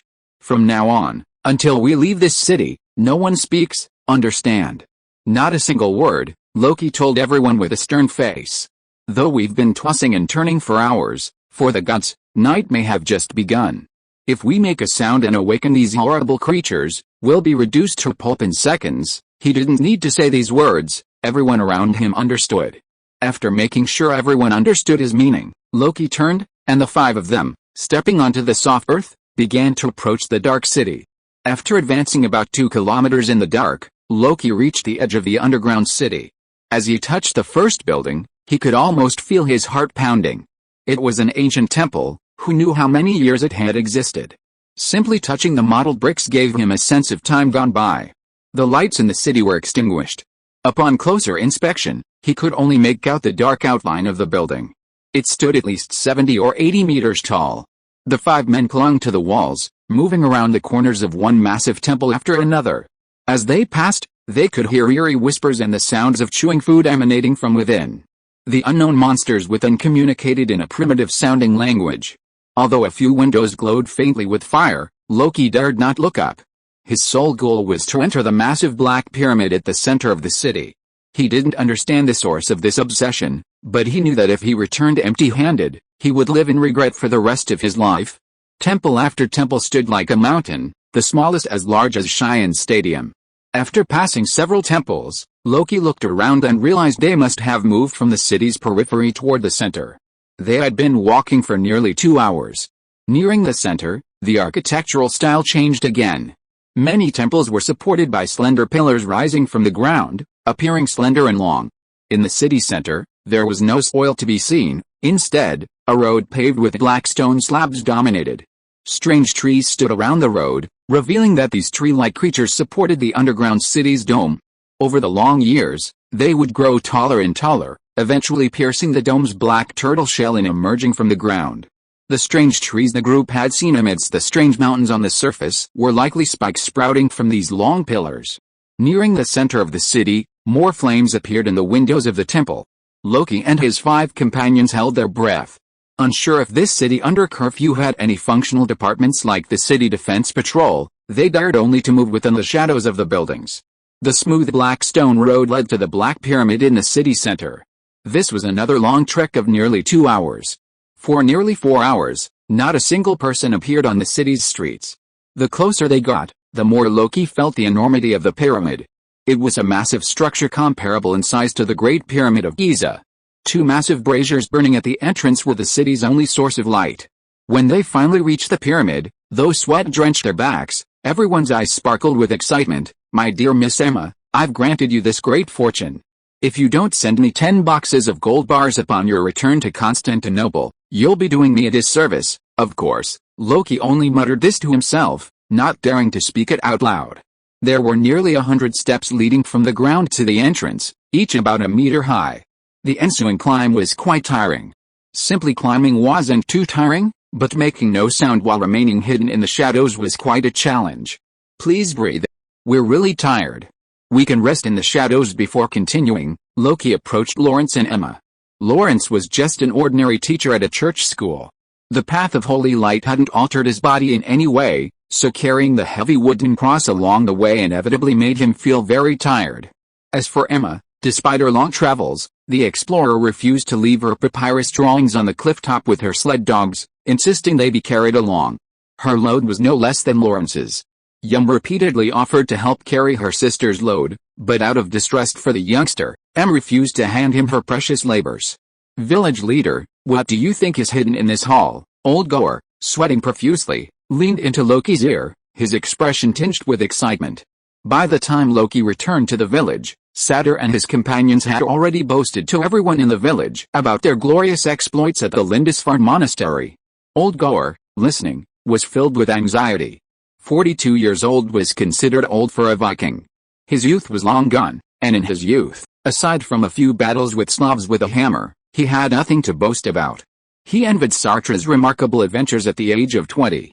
Back then, he'd never imagined his opportunity would arrive so soon. Village chief, do you think there might be something in this temple? Old Goer rubbed his fingers excitedly. This was the counting money gesture Loki had taught the villagers, a gesture that signified gleaming silver coins. Haha, even if there is, how are we going to get back to the ship? Forget the ship, just climbing that 300-meter-high snakeskin is a monumental challenge. Yeah, right. Old Goer scratched his blonde hair. Seeing the silver arm guards on his arms, he felt that this journey hadn't been a waste. After a brief half-hour rest, the group continued their ascent of the tall steps. The temple's main entrance lay before them. Chapter 111 The Old Ones. After a long climb, everyone lay exhausted at the entrance to the pyramid's main gate. Only Yum remained, clutching Old Goer's hammer in his left hand, Loki's bloody axe in his right, and Lawrence's staff slung across his back. He climbed the steps one by one with ease. At first, Loki tried to pull him to his side, but he realized that disciplining the brat only made him more noisy. Finally, he let him go. After a long rest on the cold obsidian floor, Loki calmed his cramped muscles and sat up again. Looking up, he saw a towering gate. The firelight outlined the entrance, more than 7 stories high. A mortal standing there would be as small as an ant. Old Goer could no longer contain his excitement, and even Lawrence, the most exhausted from carrying the cross all the way, forced himself to stand. Yum had repeatedly asked him to hand over the cross, but the devout monk insisted on carrying it into the pyramid himself. By the light of the massive brazier on the steps, Emma pulled out a charcoal pencil and quickly recorded everything she saw. Loki initially considered signaling the others to retreat, but then realized that if there were indeed guards at the temple's entrance, they would be dead too. They tiptoed into the main hall. Beyond the entrance was a statue array resembling a go-board. A vast array of monsters towered above. From the insects and ants they'd spotted in the passageway to dragons nearly 50 meters in length, these statues, carved from snow-white marble, stood neatly in the first hall, illuminated by the flames of several oil lamps hanging on the walls. Why does this place feel so much like a sculptural catalog? Perhaps this was a complete list of all the monsters within this sanctuary? At the center of the sculpture array stood 4 towering cyclopses. Using a lasso, Loki scaled the 30-meter-tall statues with his hands and feet. A bird's eye view revealed nearly 1,000 statues of various monsters. These cold stones were divided into 5 distinct areas, each with its own distinct character. For example, behind the Cyclops beneath his feet stood the Minotaur, the Gorgon Medusa, and so on. In Loki's memory, these were monsters from Greek mythology. The monsters in the formation behind him were rather strange. Of all the bizarre creatures, Loki could only recognize one, the Capricorn, with a goat's head and horns on its upper body and a fish's tail on its lower body. This creature, recorded in the 12 constellations of the zodiac, was the most bizarre of the 12 signs. According to 21st-century archaeological discoveries, it originated in the Sumerian civilization 5,000 years ago. The ruler of Sumerian civilization, the Lord of the Earth, was named Enki. Enki taught the Sumerians the skills of survival and the principles of civilization, and even raised their first city-state, Eridu, from the depths of the sea.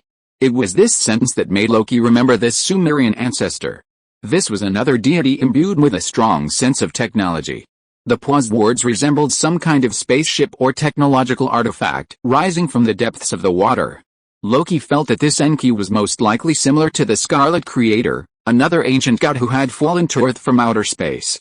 However, whereas the Scarlet Creator's clan resided on the seabed, their focus entirely on research, this ancient god's interest lay in assimilating the planet's inhabitants and spreading his teachings. Further on, Loki saw enormous dragons carved into flight, monsters as tall as hills, and many more monstrous creatures from ancient times. If all of these inhabited this city, it would be incredibly terrifying. Climbing down from the statue on his hands and knees, Loki pulled Emma, who was frantically recording, "Even if you draw until next year, you won't be able to use up all these statues. Follow me closely and don't fall behind. Your most important priority now is to safely deliver the stack of papers you carry back to Constantinople." They entered the second hall, its interior covered in murals. The circular hall's outer walls were evenly carved with 6 massive murals.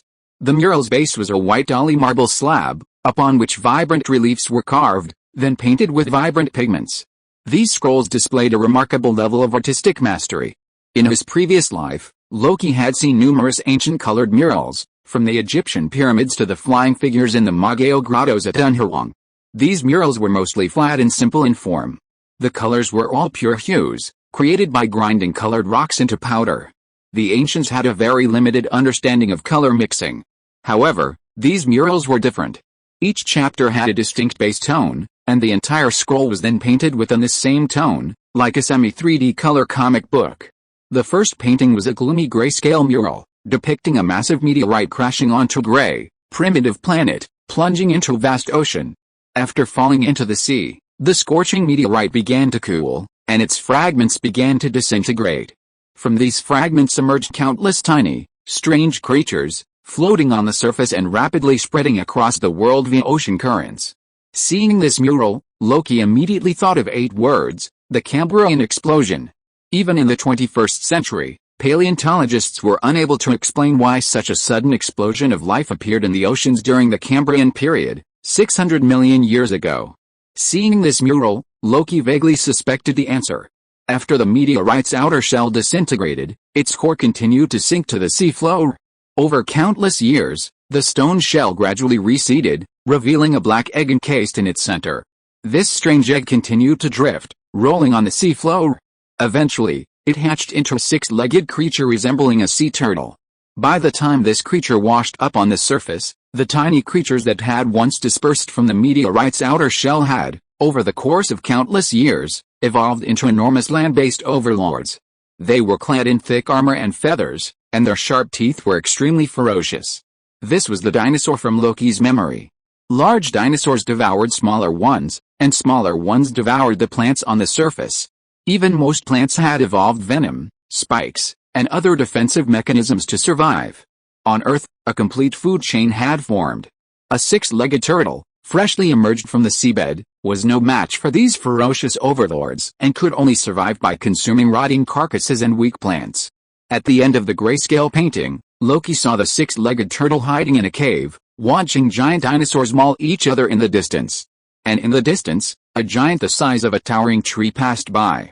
Only a lower leg of the giant appeared in the mural, but judging by its proportions, the dinosaur, the size of a Tyrannosaurus rex, was only about the same height as the giant's foot. The giant didn't even glance at the dinosaurs fighting fiercely on the surface.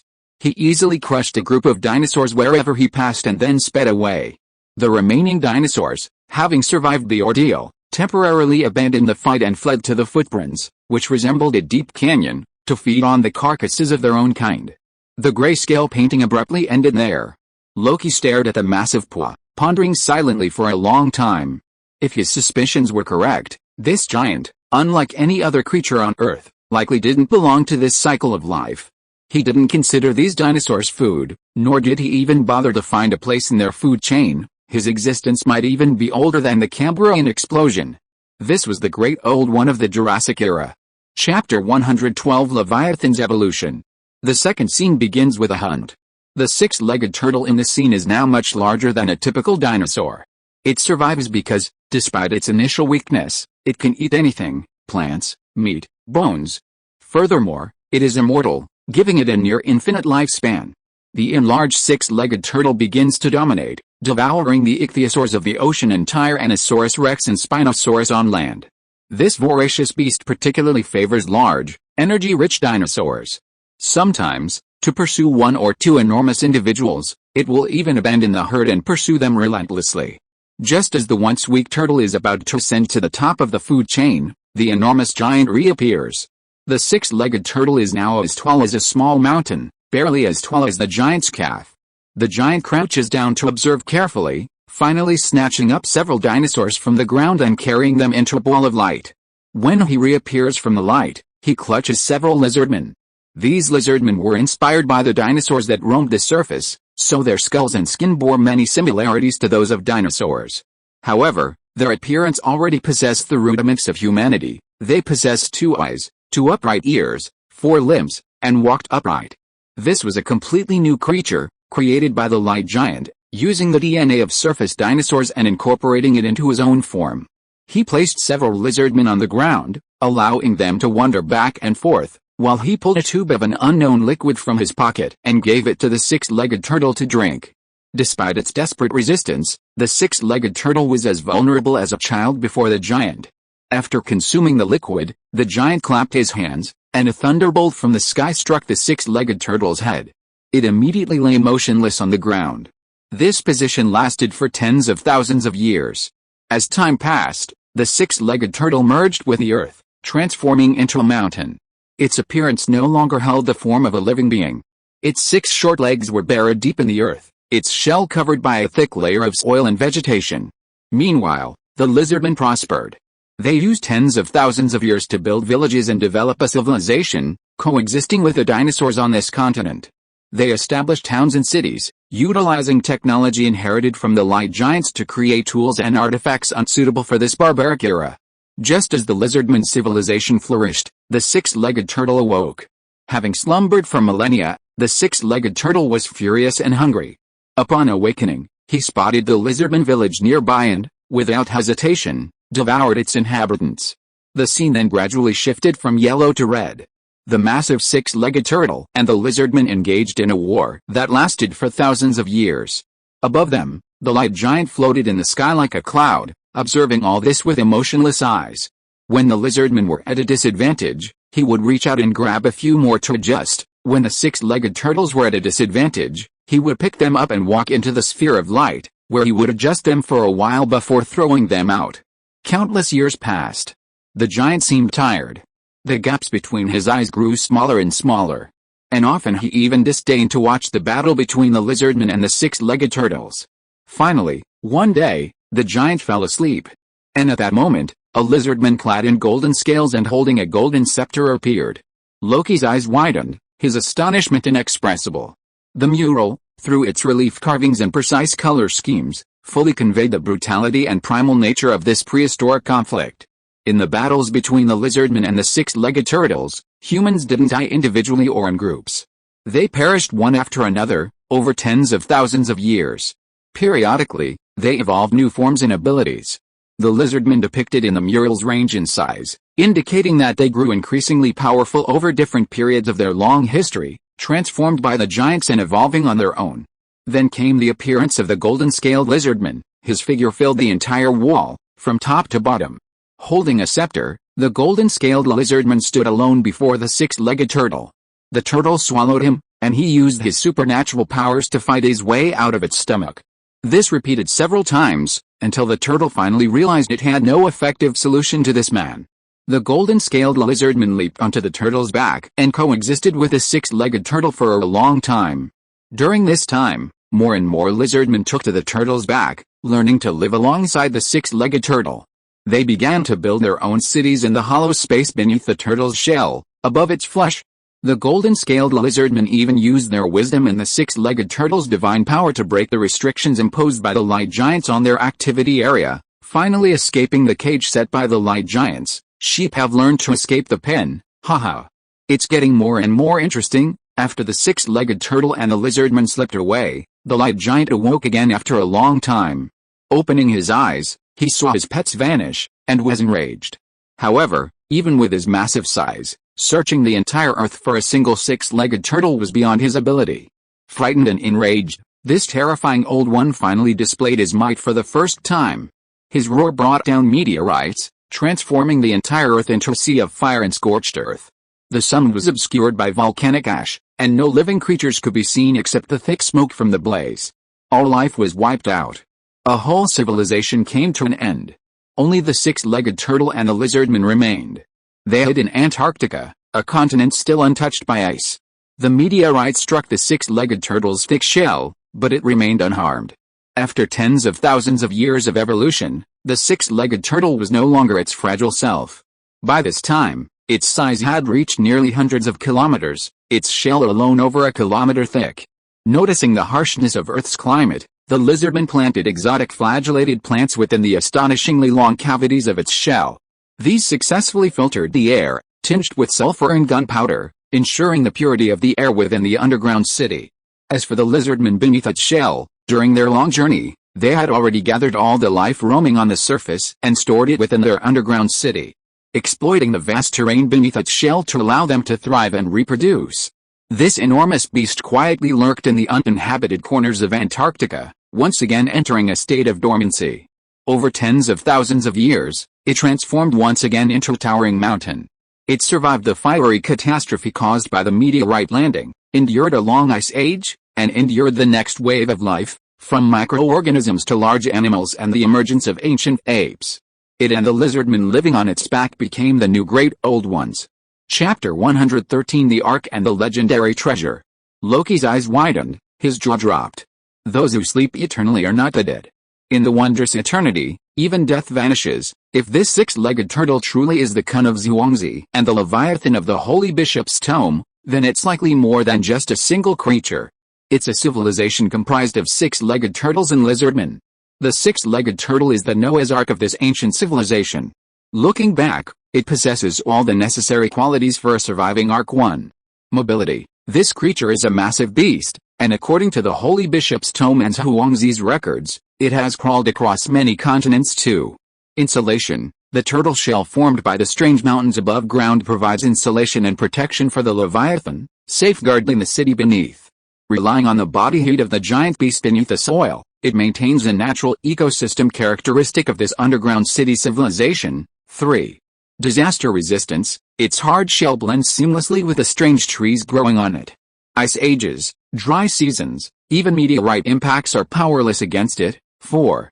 It's self-sufficient. If this thing truly is the Iceland of later times, it would cover over 10,000 square kilometers. Such a vast territory would be sufficient to form a self-sustaining ecosystem.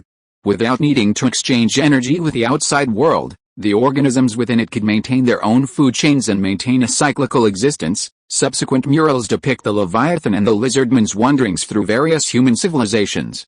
They experienced a period of frenzied outer gods descending upon Earth, the New Era, the First War of the Titans, the Titan War, with Zeus's ascension to power, the Second War of the Titans, the Olympian War, and even wandered across the Asian continent during the Warring States period, only to be driven back to the seabed by a white-haired Taoist priest.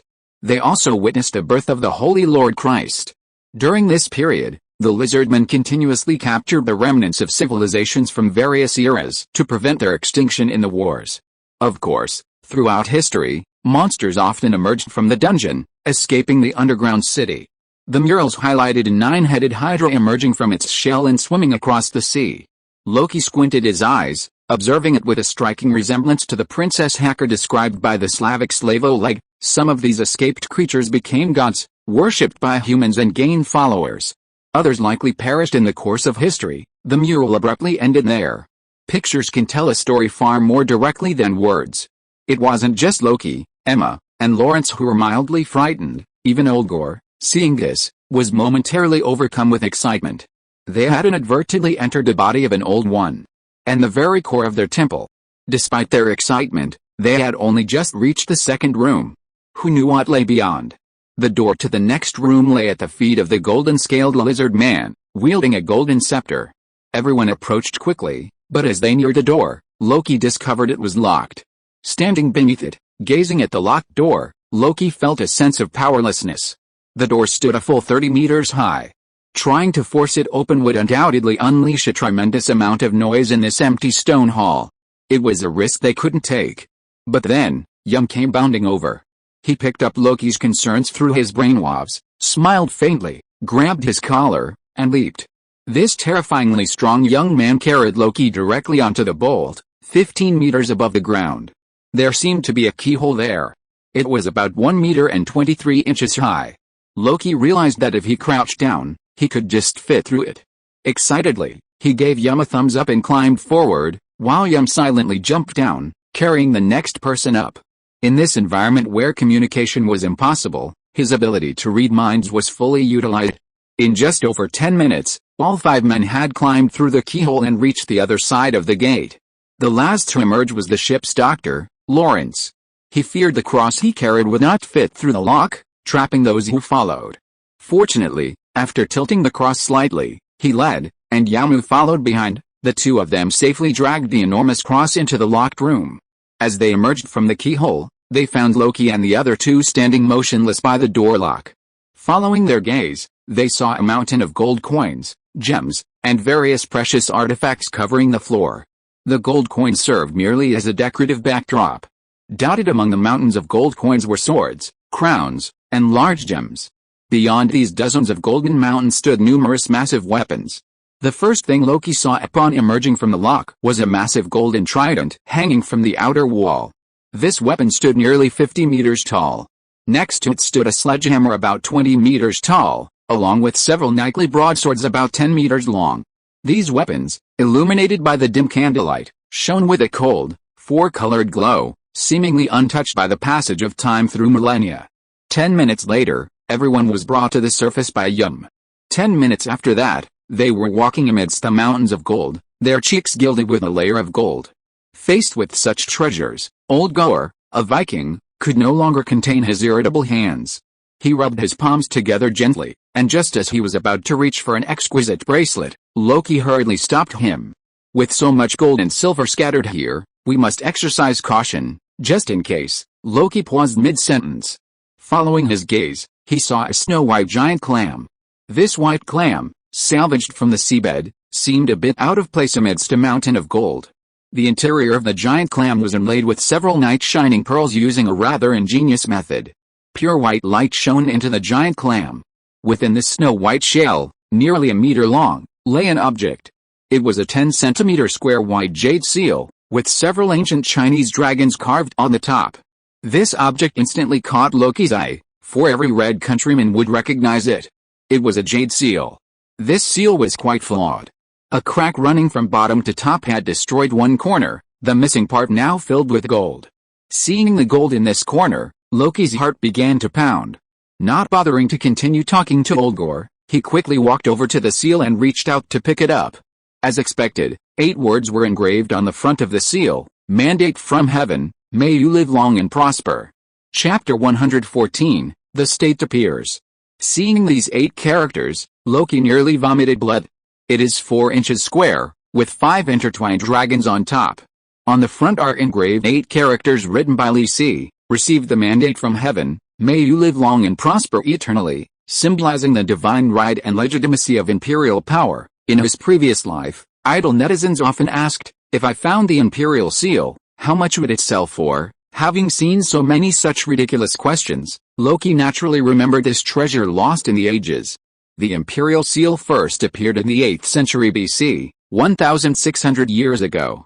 At the time, it was simply a piece of unpolished jade known as the He-Sheep. After 2 stories, the innocent man, convicted of possessing the jade and the return of the jade to Zhao, this unpolished jade was later recovered by Qin Shi Huang in 220 BC and crafted into the imperial seal. The 8 characters received the mandate from heaven, may you live long and prosper eternally, were inscribed on the seal by Qin Shi Huang at the order of Prime Minister Li Si. With the death of Qin Yi, the imperial seal passed to the Han dynasty in 206 BC. After over 100 years of peace, the Han dynasty experienced a major event in 8 AD. Wang Mang usurped the throne. Wang Mang demanded the imperial seal, and Wang Zhengjin angrily smashed the corner, later patching it with gold. This is the origin of this discordant patch in the corner, like a dog skin plaster. Until the Han dynasty, the imperial seal, though experiencing some bumps and bruises, at least enjoyed a relatively smooth life. By the end of the Eastern Han dynasty, 191 AD, the 10 Eunuchs disturbance, a famous historical event depicted in the first chapter of Romance of the Three Kingdoms, erupted. The imperial seal, now 411 years old, was lost by the fleeing Emperor Liu Bian, a prodigal son intent on escaping the throne. Many historians speculate that the real imperial seal vanished completely around this time. Although many later stories record that Sun Jian of the Wu Kingdom during the Three Kingdoms period found this treasure in a well, The one Sun Jian held was most likely a replica he had forged based on descriptions from eunuchs in the palace. A square seal that strongly resembled the imperial seal lay before Loki, and his heart surged with emotion. This imperial seal was actually the most valuable of the Red Kingdom. How could I see a national treasure of this caliber and not take it? Once this thought took hold, it became irresistible. As a Red Kingdom native in my previous life, there was no reason not to take such a treasured national treasure. Damn it, a dead person flies up in the air, and a head that's only the size of a bowl. If this thing is the real imperial seal, I'd be happy to touch it myself. Reaching out to tuck the seal into his arms, Loki turned and looked behind him. As the saying goes, what goes up follows the lead. During this period, his companions were also busy. The busiest person was naturally Oldgor. As a Viking, he had his eye only on gold. Thus, his destination was the ancient Egyptian gold mountain, displaying a variety of gold. Ancient Egypt boasts the longest history of the four ancient civilizations. Sadly, the ancient Egyptian empire collapsed 800 years ago, 30 BC, and was absorbed into the Roman Empire. This ancient civilization, originating in 5000 BC, came to an end after more than 5,000 years. Oldgor's first target was a golden scepter adorned with a dog's head. This slender scepter was forged to resemble a complete Anubis, with the iconic black dog's head at the top and two thin legs at the base. He picked up the scepter and waited, immediately discarding the hammer he had carried with him. The solid gold head was incredibly heavy, and wielding it with the same weight and force as a hammer. Oldgor chuckled, but his eyes were immediately drawn to the second treasure, a three-fingered armband adorned with a golden scorpion. The scorpion's eyes, made of rubies, glowed eerily in the dim candlelight. He gently lifted the armband and placed it on his left forearm. With a soft click, the armband latched onto his sturdy left arm. Through some unknown mechanism, the scorpion shifted from a standing position to a crouching position on Oldgor's arm, its black stinger extending from its left hand like a hidden blade, a truly impressive sight. With a satisfied smile, he continued his search for his next trophy. His gaze fell on a pharaoh's brocade robe woven with gold and silver threads. Emma's interest lay not in these gold and silver items. Born into a wealthy family in Constantinople, she had been accustomed to such things since childhood. Her interest lay in a vacant lot, where a dozen or so black stone tablets stood in a row. Loki had once seen one of these in the Louvre in his previous life. It was the world-famous Code of Hammurabi. This artifact, dating back to 1600 BC and the ancient Babylonian civilization, is extremely rare, with only one discovered after thousands of years of archaeological excavations. It's surprising how many there are in this black pyramid. The black stele is constructed entirely of basalt. It's inscribed with dense cuneiform script, and the largest is nearly 10 meters tall. Emma stood beneath the black stele, holding Yum's head so he could scan it from top to bottom. By then, she knew the young man possessed a memory transmigrating ability. Copying so many black stele tablets by hand would be impossible. To remove the information, Yum had to rely on this ability. The ship's doctor, Lawrence, wandered through the space but found nothing he needed. As a newly emerged religious sect of the past century, the holy bishop's youthful lifespan made him ill-suited to inclusion in this underground city. Lawrence's goal was to find a place to place the massive cross behind him. According to the holy bishop's teachings, he needed to find the sacrificial site within this building, drive the holy cross into the ground, and swear to the ancient gods that the Holy Lord existed. He would then have completed the first step of his missionary work. He slowly advanced, heading into the darkness ahead. Seeing this, Loki hurried to follow. The sight of mountains of gold and various treasures was awe-inspiring at first. But within this room, there were dozens of these mountains, each over 20 meters high, piled high with at least thousands of exquisite treasures from various civilizations. After just a dozen minutes, he felt numb. This hall undoubtedly served as a storage place for the lizardmen for their souvenirs from various civilizations. This behavior was easy to understand. In all apocalyptic depictions, saving the treasures built by human civilization is a paramount priority. From the entrance to the inner hall, the timeline of human civilization unfolds from recent to ancient times. The imperial seal, lost by the last emperor of the Han dynasty in 191 AD, was the first treasure Loki saw, placed almost at the entrance. The golden mountains behind them represented the ancient Egyptian civilization of Oldgor and the ancient Babylonian civilization of Emma and Yum. Both civilizations existed between 3000 and 1000 BCE. Following Lawrence, Loki felt that the further he advanced into the inner hall, the older the artifacts he encountered. After walking nearly 200 meters, he came upon an ancient bronze tree nearly 50 meters tall. Its leaves were as thin as cicada wings, and upon it were carved numerous vivid, lifelike giant bronze birds. Further ahead, he saw smooth crystal skulls and the crystal skeletons of unknown beasts. At the end of the hall, Loki and Lawrence paused. This was a circular chamber. Instead of golden mountains, it housed 12 black stone statues. Each of the pitch-black statues stood approximately 20 meters tall. The dim candlelight couldn't illuminate their faces. Lawrence raised his staff and softly recited the gospel prayer, and a ball of pure white light ascended into the air. Loki immediately took in the statues in full view. They were 12 towering lizardmen. Holding books or seals, they each possessed a unique form, each incredibly lifelike. This. Loki's eyes widened. The staggeringly large murals in the previous hall couldn't accurately depict the lizardmen's appearance, but now, seeing these statues, carved down to the pores, in exquisite detail, he immediately held his breath. He knew every one of these lizardmen's faces so well. They were the titans who frequently appeared on 21st century television and online media. These titans were the rulers of the human world. Most conspicuous was the woman holding the scepter. She was the queen of a great nation, revered by her people. Besides her, there was also the Minister of Defense of the Lighthouse Nation, the CEO of the World Bank, a renowned tycoon from a coastal city, and a familiar face of a virologist from the Western continent. If these renowned figures of later generations hadn't undergone cosmetic surgery to resemble the lizard man statues before them, then the answer seemed obvious. In the previous 21st century, the 12 lizard men in this hall were still active within human civilization, donning human skin and continuing to lead a dignified life as leaders. After tens of thousands of years of coexisting with Leviathan, they had achieved the same immortality as the beast, boasting a long lifespan. Lawrence's holy light also illuminated a mound of earth between the 12 statues. In dim light, this black mound looked inconspicuous. But as the holy light grew, Loki approached and discovered that it was composed not of gold, but a metal similar to black glass. This metal was very familiar to him. It was the same material used in the shattered weapons wielded by the fallen titans in the sunken city. He had transported nearly 2 tons of this material back from the sunken city, forging them all into weapons. Even many of the kitchen knives in Hanshu village were made of this material. Yet, within this black pyramid, there were dozens of golden mountains, yet this thing was only a small pile.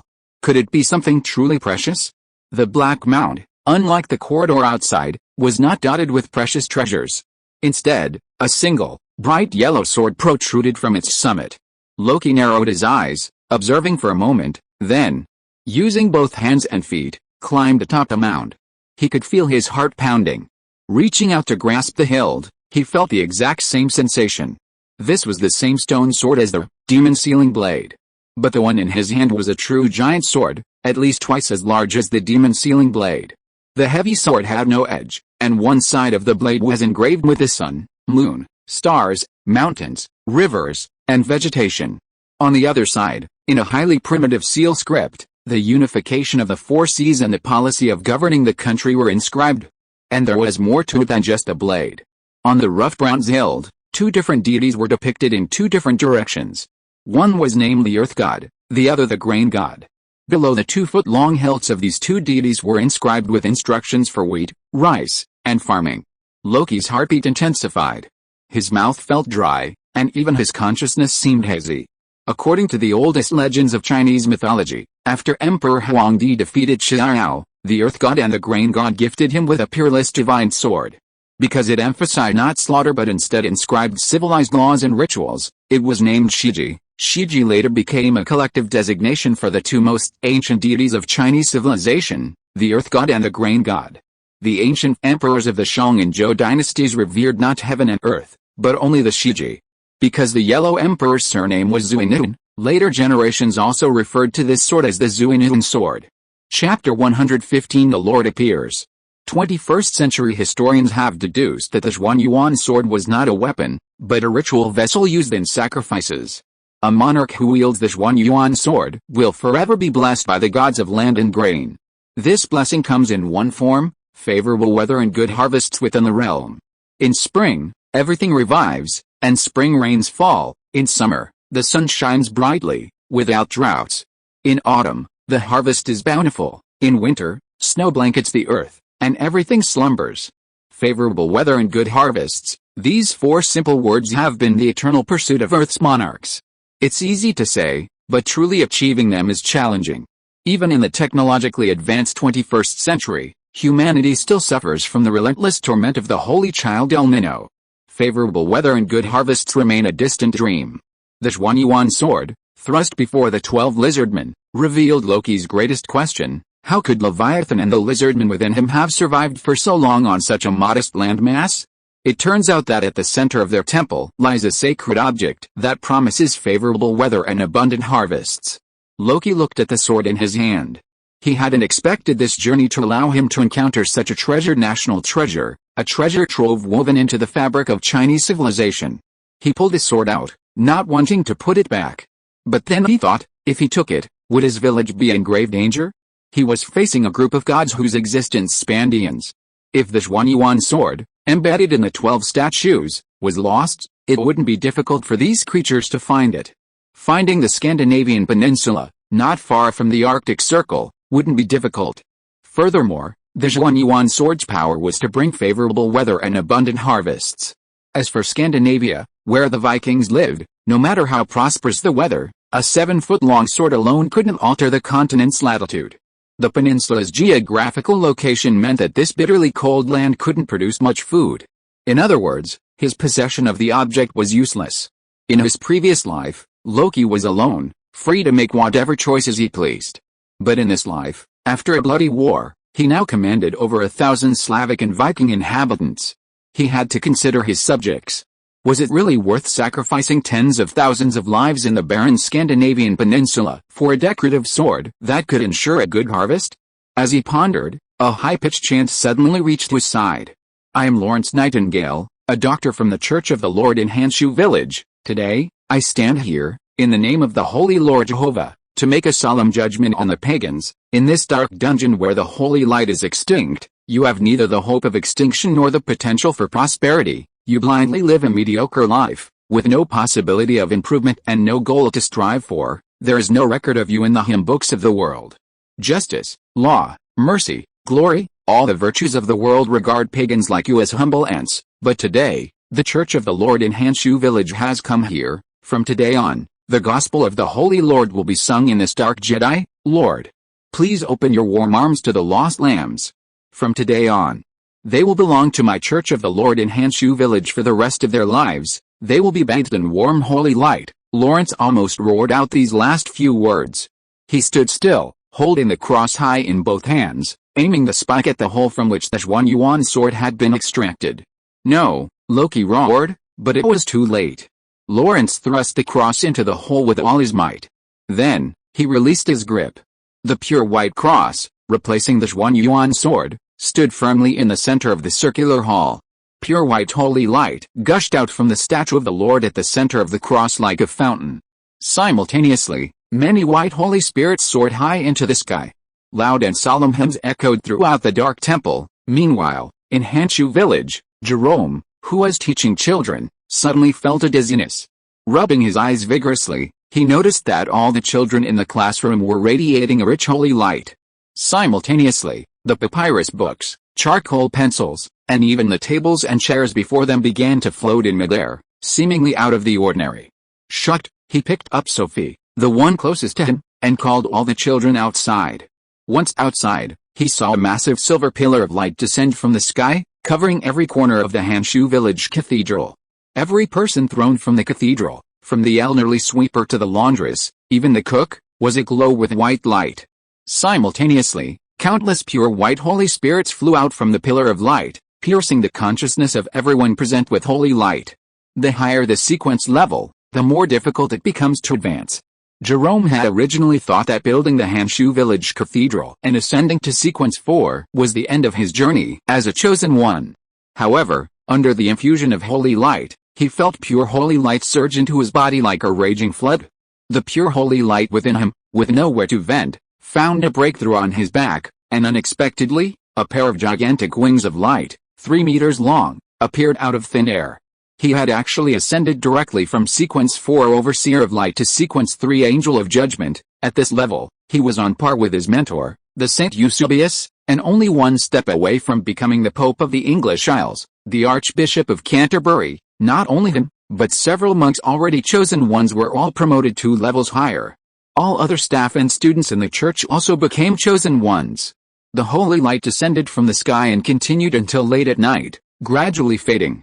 Jerome had only seen such a powerful divine manifestation in ancient texts, but he never expected it to actually happen before his eyes, in the church he controlled. Clasped the Holy Cross in his hands, he walked to the cross in the chapel and worshipped devoutly. Loki had established a rule that no one could kneel, so he performed all worship services standing. In the pitch darkness, every object in the church, from the cups and basins to even the roof tiles, shimmered with holy light. The entire church was completely blessed by the gods from heaven. Jerome looked north with a worried look on his face.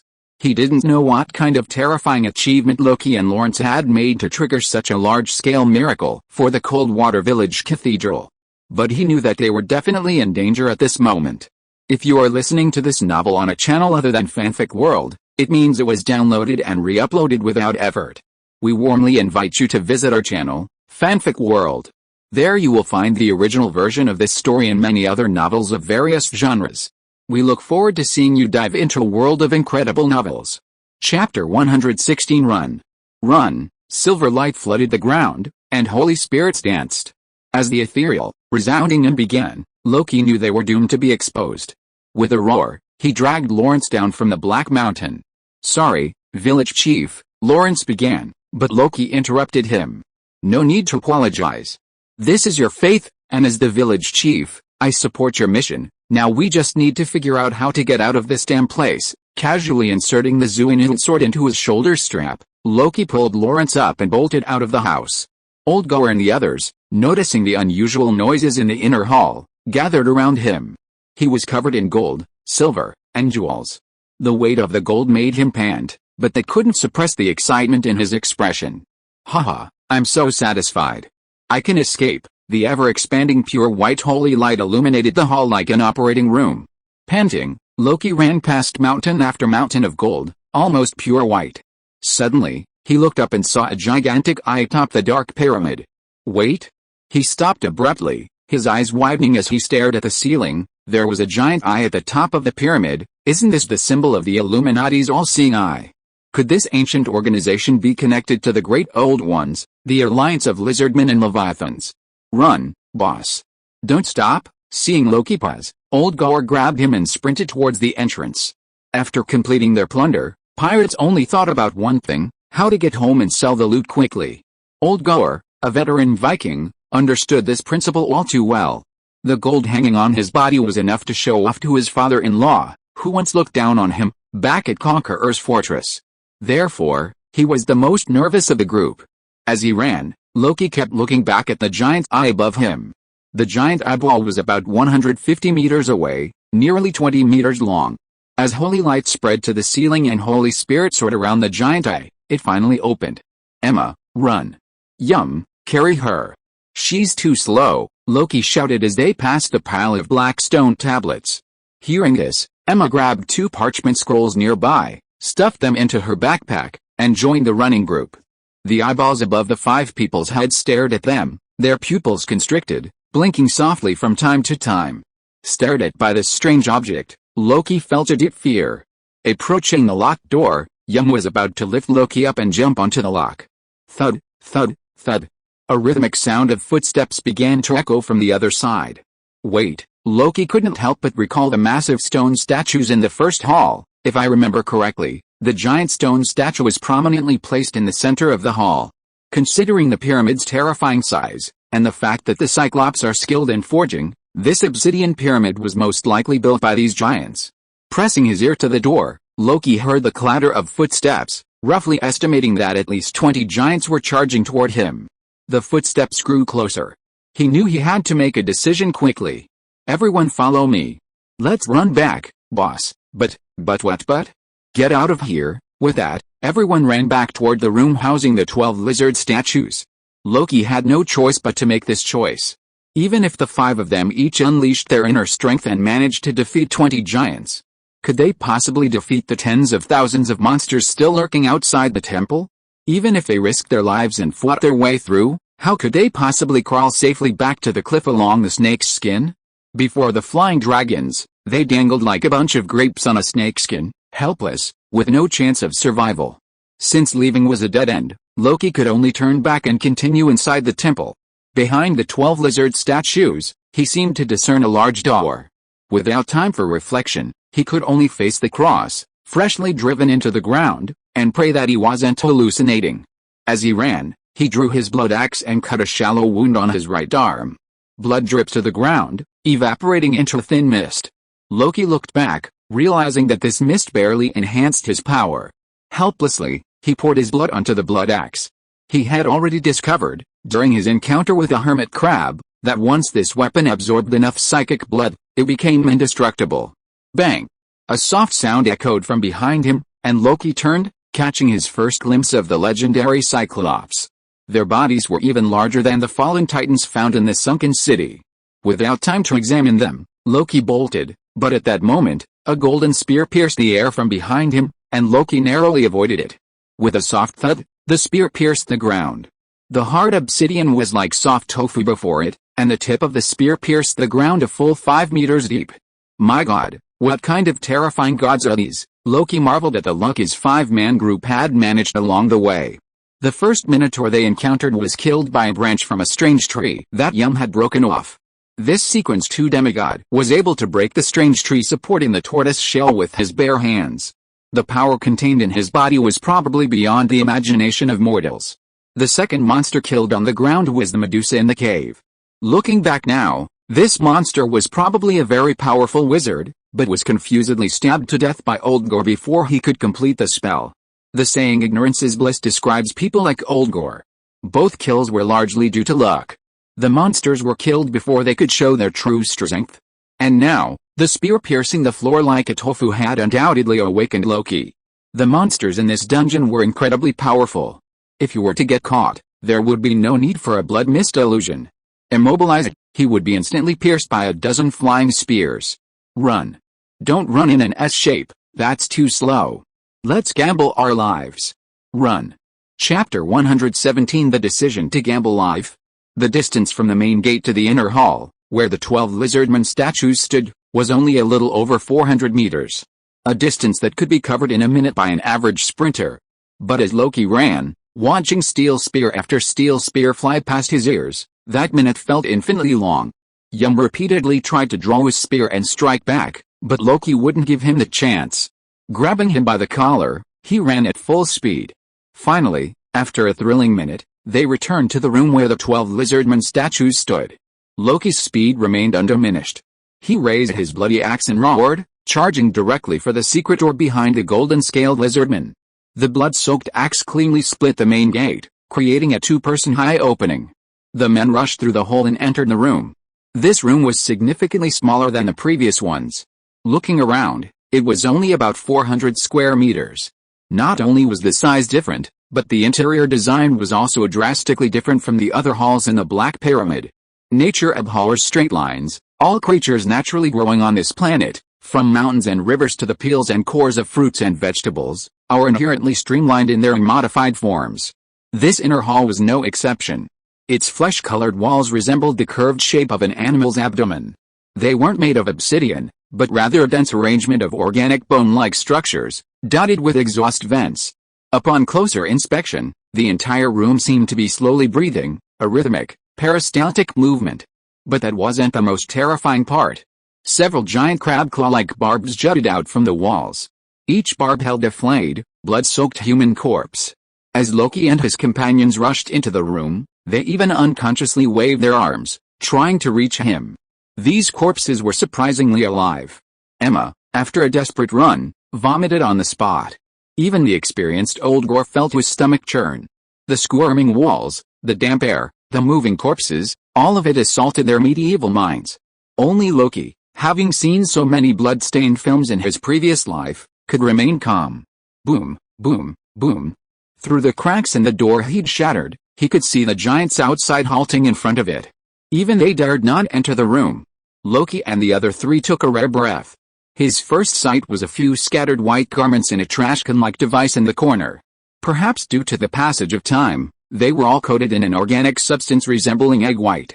Reaching out and pushing aside a few pieces, Loki saw a silver mask. He knew it before. It was the same pure silver mask worn by the Tang Dynasty warrior Xiaolu in Yum's memory. Gazing at the bloody corpses hanging in the air, Loki shook his head helplessly and tucked the mask, still shimmering with holy light, into his arms. It was impossible to tell who was who in these human forms, and a full 50 years had passed since they entered the city. If they had been hung in this form for 50 years, their consciousness would have long since crumbled and dissipated. "We're not safe," Loki said gravely. "The giant's pause is only temporary. It's not that they're afraid to enter. But perhaps they need some kind of authorization." His modern intuition told him that the room with the 12 lizardmen statues outside the door should be a buffer zone between the lizardmen and the Leviathan. Entering this dark chamber would be like passing through a dungeon and entering the Leviathan's body. Imagine a modern person owning a hamster. No matter how much they love it, they certainly wouldn't allow it into their mouth to play with. Only a handful of city administrators could enter the behemoth's body. If they arrived, the 5 of them would inevitably be reduced to bloody corpses. But this room no longer had a door. The only way to move forward was through a flesh-colored hole in the center of the hall. And one Inger, by any measure, looked like a section of exposed intestine. With nowhere to go, Loki could only approach the massive crimson structure. From the outside, it looked about 10 meters across. Standing at the edge, he could see a lubricating section in the middle, similar to the fat in large intestines. Leaning on top and peeling away the layers of fat, Loki saw beneath the slime as foul-smelling as egg white, a dense network of wriggling, sharp thorns. According to the murals, the Leviathans and the lizardmen had achieved a kind of symbiotic relationship. After countless millions of years of coexistence, the lives of these two distinct creatures must have organically merged? This wasn't surprising. This section of intestine couldn't possibly be an excretory organ. After all, no organism excretes into its own body. If it wasn't excretion, there was only one possibility: it was a mouth leading to the behemoth's bowels. Its purpose was likely to devour the monsters that died of natural causes in the city. Of course, there were also intruders like Xiaolu. With a diameter of 10 meters, it could devour most of the underground city's inhabitants. And the wriggling thorns beneath the fat were probably organs similar to human teeth, responsible for crushing any food that was stuffed into it. What should I do? Should I go in? After a 3-second silence, Loki looked at the people around him and said slowly, "Now, everyone in our team has a reason to return." Emma, Old Goer, Lawrence, and even Yao nodded gently. "Leaving this city by fighting our way out is no longer feasible. Perhaps we can only seek other solutions by entering the Leviathan's body. I won't stop you if you want to stay and seek a more dignified death, but in this life or death situation, I still suggest you follow me into this strange tunnel. Even if there's only a slight chance of survival, we must fight with all our might." Loki, blood axe in hand, prepared to be the first to leap into the beast's intestines. For him, this was a place where he could unleash his full combat prowess. The blood axe could absorb any liquid rich in psychic energy. And creatures like Leviathan had been on Earth for hundreds of millions of years. The mysterious, egg-white-like liquid secreted from its intestines must be rich in psychic energy. "I'll go down first. You guys stay close to me. Yumu will cover the rear." He handed Yumu the Zuinul sword he had been carrying. This weapon, at least superficially, was made of the same material as Gu Chanking's demon sealing blade. It was unknown if it could absorb psychic energy and become even sharper. Regardless, the group had no choice but to fight to the death. Chapter 118: Peristaltic Intestines. Entering a section of the Great Old One's intestines was the most insane decision Loki had ever made. Having barely slipped into the cave entrance, before he could check if his companions had caught up, he was immediately propelled into the bowels by 2 swirling masses of fat. The darkness was pitch dark. Before he could even register his location, a row of wriggling flesh thorns beneath his feet mercilessly ripped apart Loki's shoes and pants. Blood spurted out. Loki, with all his might, braced himself against the slippery mass of fat and swung his axe at the wriggling flesh thorns. The axe, imbued with psychic energy, swung with unstoppable force. The bloody axe cleaved through a vast expanse of flesh like wheat. Yellow, white, and red, an unknown bodily fluid, spurted from the wound. But Loki was astonished to discover that within the beast's body, his own blood mingled with its own, creating an even more powerful blood mist illusion. This blood mist had even transcended red, transforming into a deep, dark purple. Bathing his body in it, his wounds healed rapidly. Furthermore, even though he could no longer see, he still possessed the power within the mist to sense his enemy's heartbeats. Closing his eyes, he could see the powerful muscles supporting those slick masses of fat, the sharp spikes that dotted the corners of his intestines, and even the surge of psychic energy within his intestinal vessels, the direction of blood flow. Meanwhile, his body was constantly generating more and more violent power. Loki wielded his weapon tirelessly. In this profound darkness, he could not sense the passage of time. With his abundant psychic energy supply, he felt no fatigue, hunger, or pain. All he could feel was his own heart beating furiously, pumping boiling blood into every vein in his body. With him leading the way, his companions behind him should be safe. It took an unknown amount of time before the granulation tissue, like sharp teeth, disappeared. The rest of the journey consisted of sections of muscle coated in fat. These muscles, growing from the outer lining of the intestines, were incredibly tough. The muscles wriggled vigorously, using the lubricating fat coating to push Loki and the other four into the lower layers of the intestine. Time was completely intangible within the pitch-black intestinal tract, and the immensely tough muscles of the behemoth were no match for mortals. Loki allowed himself to be pushed down by layer after layer of hard muscle, and he had no idea how much time had passed. Perhaps a week, perhaps a month. The almost constant wriggling fat pressing against his face silenced his desire to speak. Sound, in this strange and desolate place, could not be heard. Without the threat of sharp fleshy buds, Loki passively allowed himself to be squeezed freely within the intestines.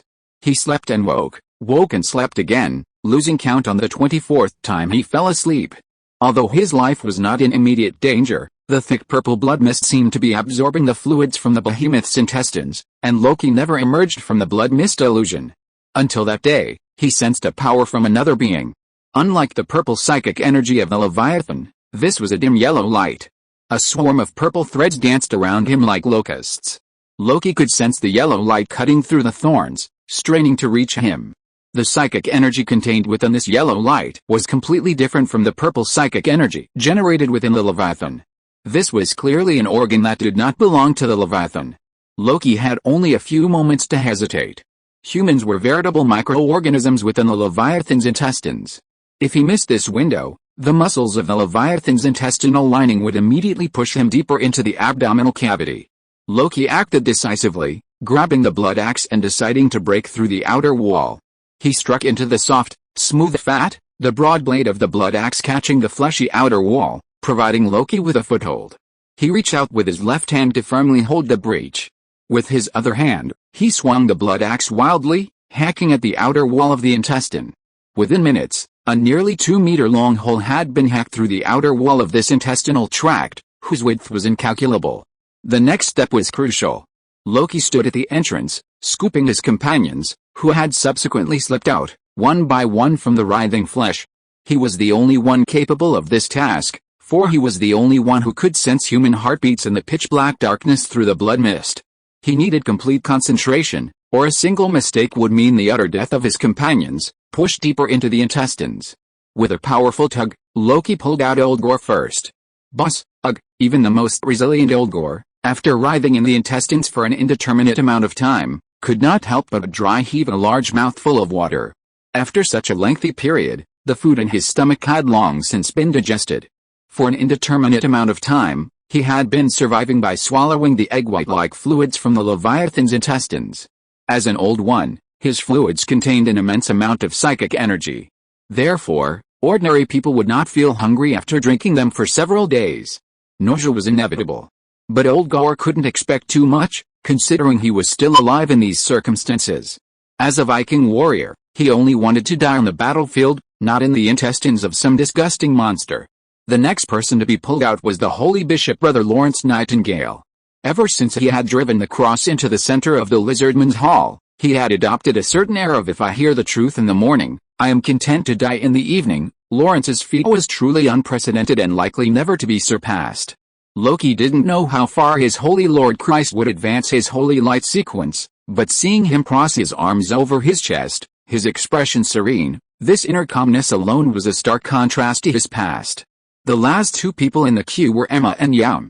In his child form, Yam was about the same height as Emma, and he practically held the fragile Emma against his back.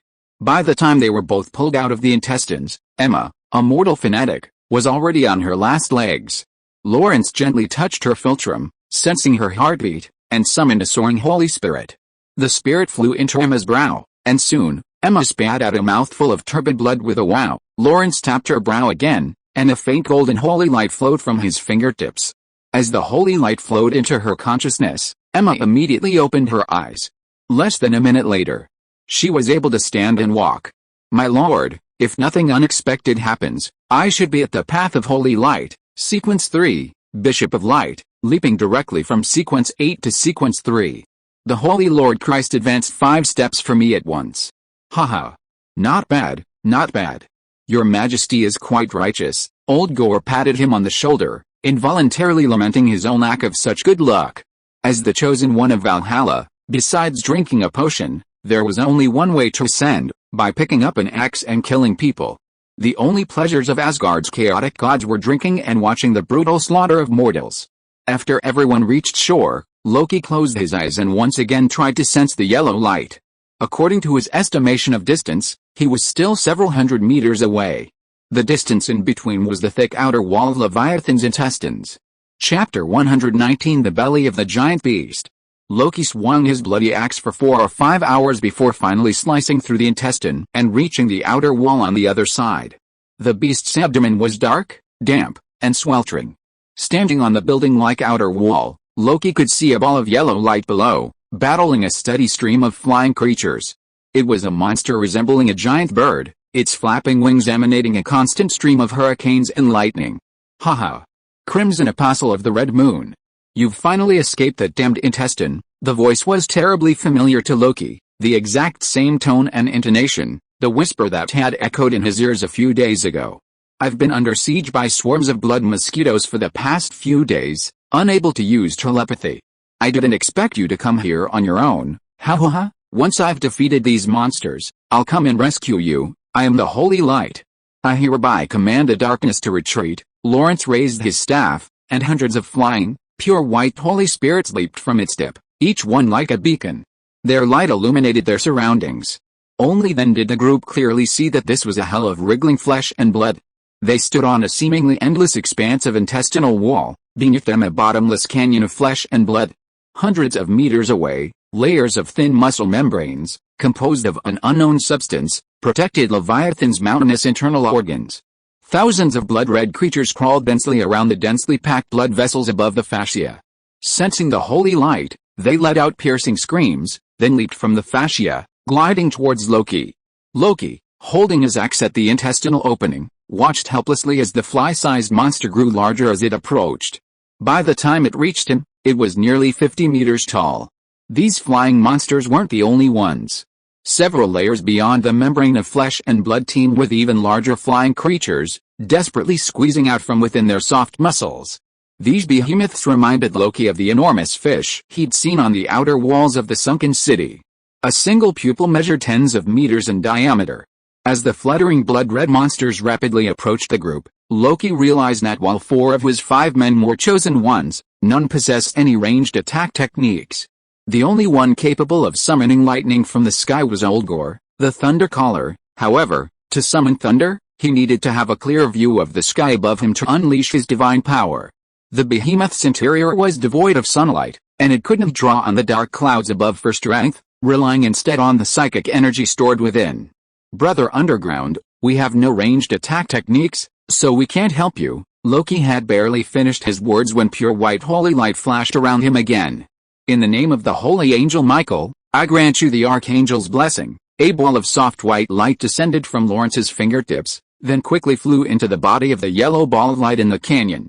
Sequence 3, under the blessing of the holy light bishop, the originally dim yellow light immediately became blazing again.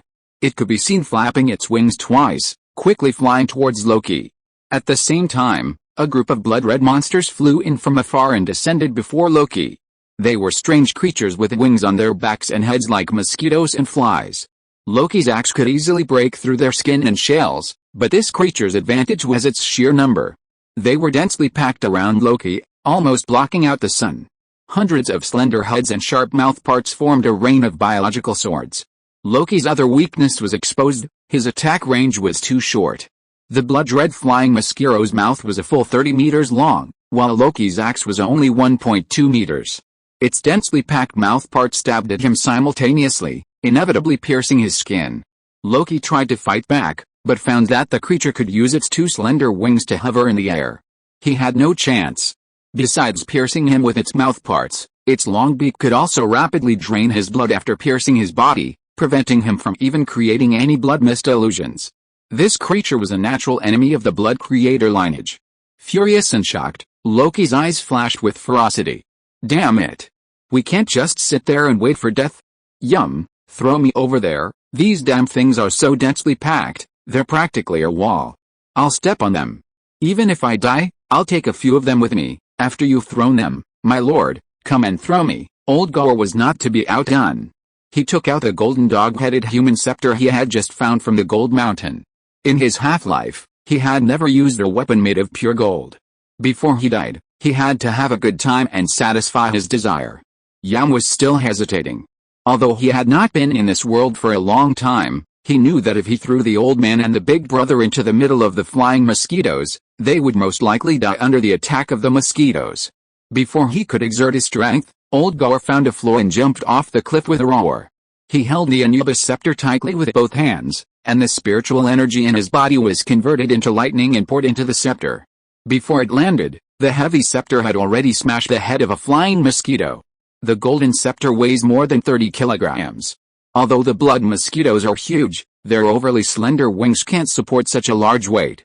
This resulted in them having almost no armor on their bodies. The head, 2 meters in diameter, caved in immediately after being struck by the stick. The blood mosquito let out a shrill howl, about to carry Old Gore to the bottom of the canyon. At this critical moment, the yellow light from the abyss fought off the pursuers behind it and flew up. Haha, I didn't expect you to have a Lucy in your team, and a tough guy at that. Haha.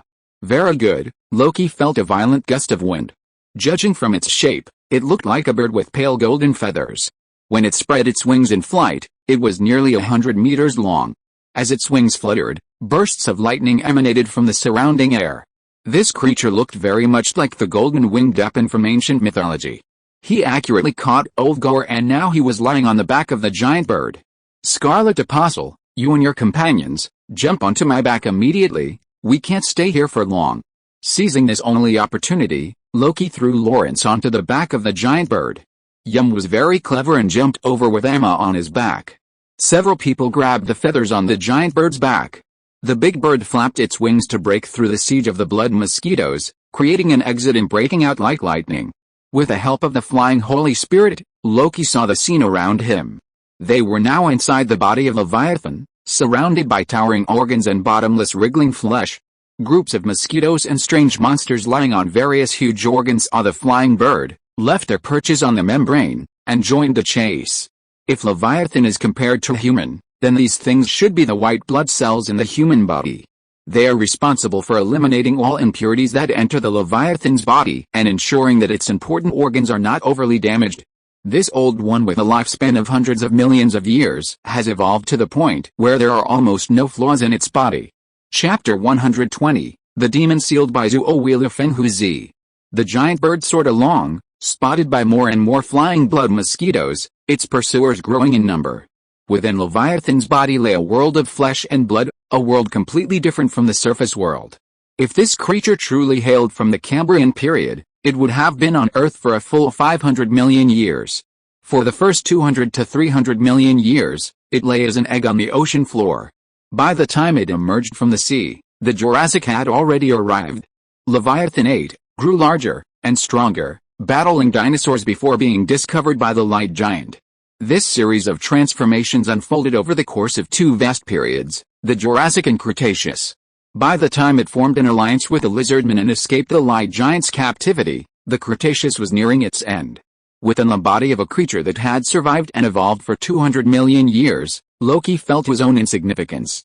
If the mortals of this world united, perhaps they could still fight against the Cinder King, the Holy Lord, or even the new gods like Gautama Buddha. Natives with immense powers like Nuwa and Gaia might be able to defeat outer gods like the Minotaur, drifting from outer space. But against such a highly evolved Great Old One, even escaping its clutches would be a feat. Leviathan itself, not to mention the blood mosquito defense within it, could chase them down to the heavens and earth, leaving them defenseless. Even more bizarre was this giant bird. Who is it? Why could it speak fluent Chinese? Was he a survivor of Xiao Lu's team, or perhaps a pre-Qin key cultivator who had survived within Leviathan? As the bird evaded them at breakneck speed, Loki was unable to engage in much conversation. The bird then flew for a full 3 or 4 hours, sometimes parallel to canyons of flesh and blood, sometimes skimming through the cracks between bones. Even in the darkness, it could perfectly locate even the tiniest gaps between the bones of massive organs. As it soared, the pursuers grew larger and larger. Over the course of several days, he could clearly sense the bird's flight slowing down. After his ascension to Bishop of Light, Lawrence could instantly cast blessing spells with a single, brief prayer. It was thanks to the psychic energy these blessings provided that the bird persevered through this protracted pursuit. On the final leg of its journey, it glided low, arriving at a wriggling patch of tentacles resembling soft coral. Upon reaching the tip of the tentacle, it suddenly lowered its flight path and dove head first. The blood mosquitoes swarming behind it like locusts immediately stopped dead in their tracks, as if this patch of coral were forbidden territory. However, as soon as it entered the wriggling coral, Loki understood, this was another hell. The bird dove head first into the coral's soft arms and was immediately seized by the enormous, soft tentacles. Though only about 5 meters in diameter, these tentacles moved with incredible speed and agility. 7 or 8 of them coiled around the bird like giant pythons, slowly pulling it from the hollow abdomen above into the tentacle-filled abyss. At this moment, the bird spoke again. Don't be afraid. This is another digestive organ within the kun, used to process all the dead mosquitoes and replace organs. The man's tone was filled with fatigue. When the lifespan of the mobile mosquitoes above us expires, they will fall from the sky onto these tentacles, which will pull them into the beast's lower abdominal cavity, turning them into nutrients. After about half an hour, the bird was dragged into another abdominal cavity. This place was less spacious than the previous one, but even more bloody and terrifying. The ground was piled with an endless pile of dead blood mosquitoes and larger defensive creatures. The corpses piled here, unattended, and over the course of countless years, they naturally fermented into foul-smelling mucus. A faint orange smoke rose from this mucus, almost filling the entire abdominal cavity. Within this layer, the bird retracted its magical powers and transformed back into human form. Judging from its appearance, the man was already quite old. His face was covered in deep furrows, his exposed skin mottled with scars and densely packed with age spots. If it weren't for his still flexible movements, he'd be little more than an aged zombie. His clothing, woven from bird feathers, was already tattered. Yet, his eyes, when they gazed upon him, still pierced Loki like a knife. They were deep yet piercing, and the look in his eyes reminded Loki of the Illuminati doorman in Yorkshire. Their temperaments were remarkably similar. It's too late to reminisce about the past, because we are still some distance away from safety. Old man Toby walked to a marked blood mosquito and said as he walked, I have sensed your presence since you approached the giant beast. But to use the secret sound transmission magic to penetrate the giant beast's extremely broad body, I need to accumulate divine power for several days. After you entered Night City, I just wanted to contact you, but I didn't expect to touch the blood mosquitoes that were defending the giant beast's internal organs. I haven't attracted their attention for hundreds of years. This mistake really shouldn't have happened. Picking up the almost melted corpse, the old man lifted it up with his thin shoulders. Under the blood mosquito's corpse, a deep hole that was only wide enough for one person to crawl down was exposed. I have been imprisoned here for 1660 years. If you see this kind of hole that can only accommodate one person in the body of the giant kun, I dug it. From now on, we are at least safe for the time being, please. With that, the old man with the bird feathers entered first, followed by Loki, Old Gore, and the others. The fermented orange smoke filled the abdominal cavity, making it impossible for them to breathe. Then came another thrilling journey, drilling from one intestine into another. However, this section wasn't as nauseating or uncomfortable as the previous fatty large intestine. This section of intestine was quite solid. Loki felt it resembled a section of a heart tube. Unlike the large intestine, The walls of a heart tube were densely packed with pulsating muscles. This section was exceptionally tough. Crawling through it, Loki could see traces of gouging in the walls. It was clear that this passage had been forcibly carved out by the old man in the bird feathers. We're crawling through Kun's 17th stomach sac, the hardest one. This part of the beast, used to digest waste, has evolved to the point where it can fully utilize even discarded excrement.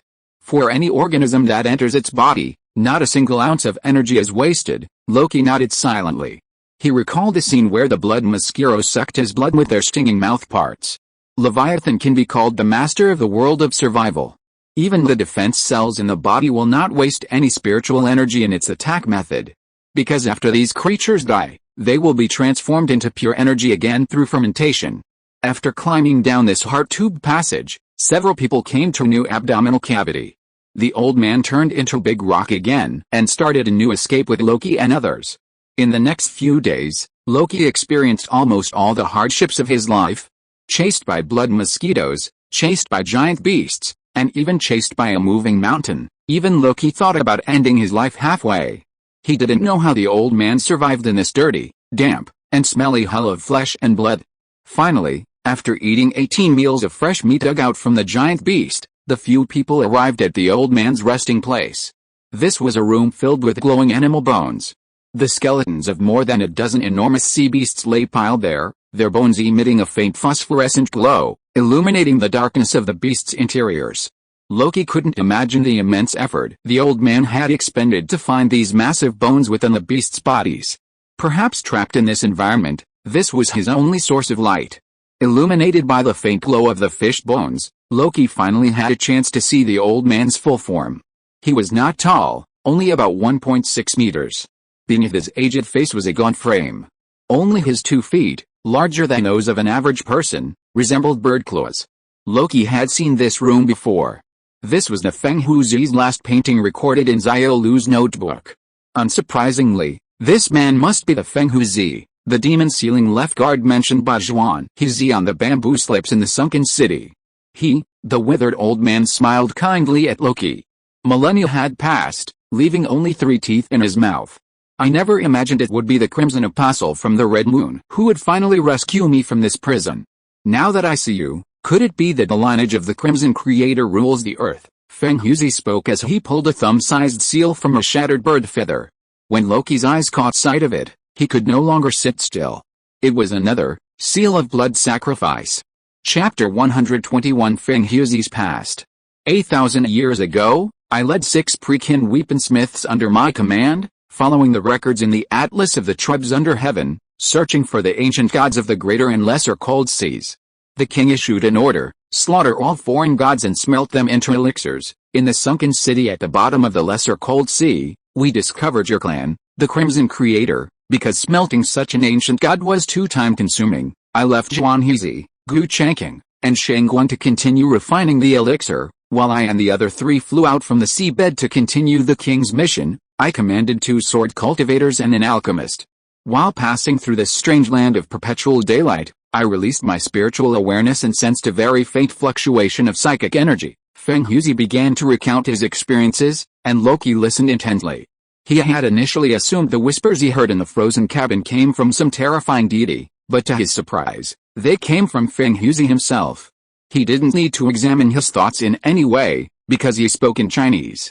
Judging from his flight and this ability to transmit secret messages, this person must be a scout among key cultivators, specializing in reconnaissance and flight. Like the reconnaissance vehicles in tank games, they possess fast movement and a wide range. The king ordered me to slaughter all the old gods lurking underground and refine them into elixirs.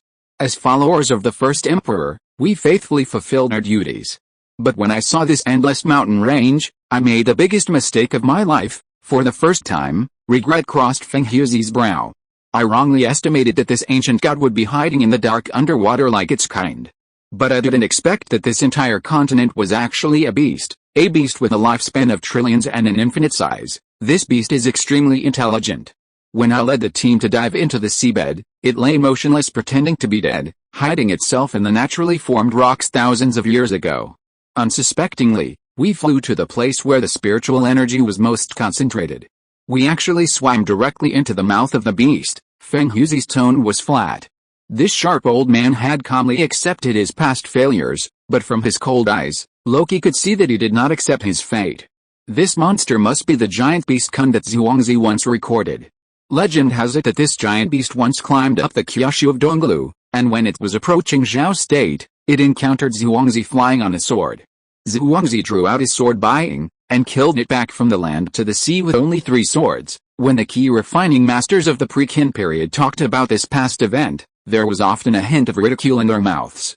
Yes, how could there be a beast as big as Zhao State? It was not until the 4 of us were swallowed up that we knew what Zhuangzi was facing back then. Feng Huzi walked aside, poured some water from a kettle made of bones, and distributed it to Loki and the other 3. 1,000 years ago, we were devoured, only then did we discover the vastness of the beast's interior. Its vitality is so immense that the monsters living within it are immortal, indestructible. The 4 of us could easily clear an area, but in just 3 days, a swarm of blood mosquitoes and blood beasts would re-emerge. For 200 years, the 4 of us have been slaughtering within the beast's body, unable to find a way out. 200 years later, the first of our companions committed suicide. And just 40 years later, the second suicide occurred. Alice Feng Huzi sighed deeply, grabbed a wine glass made of animal bones, and emptied it. He pulled out a hollow bone tube from behind him and poured out a handful of peanut-like beans, which he shared with Loki and his companions. Sure enough, these were some kind of snack scavenged from Leviathan's body.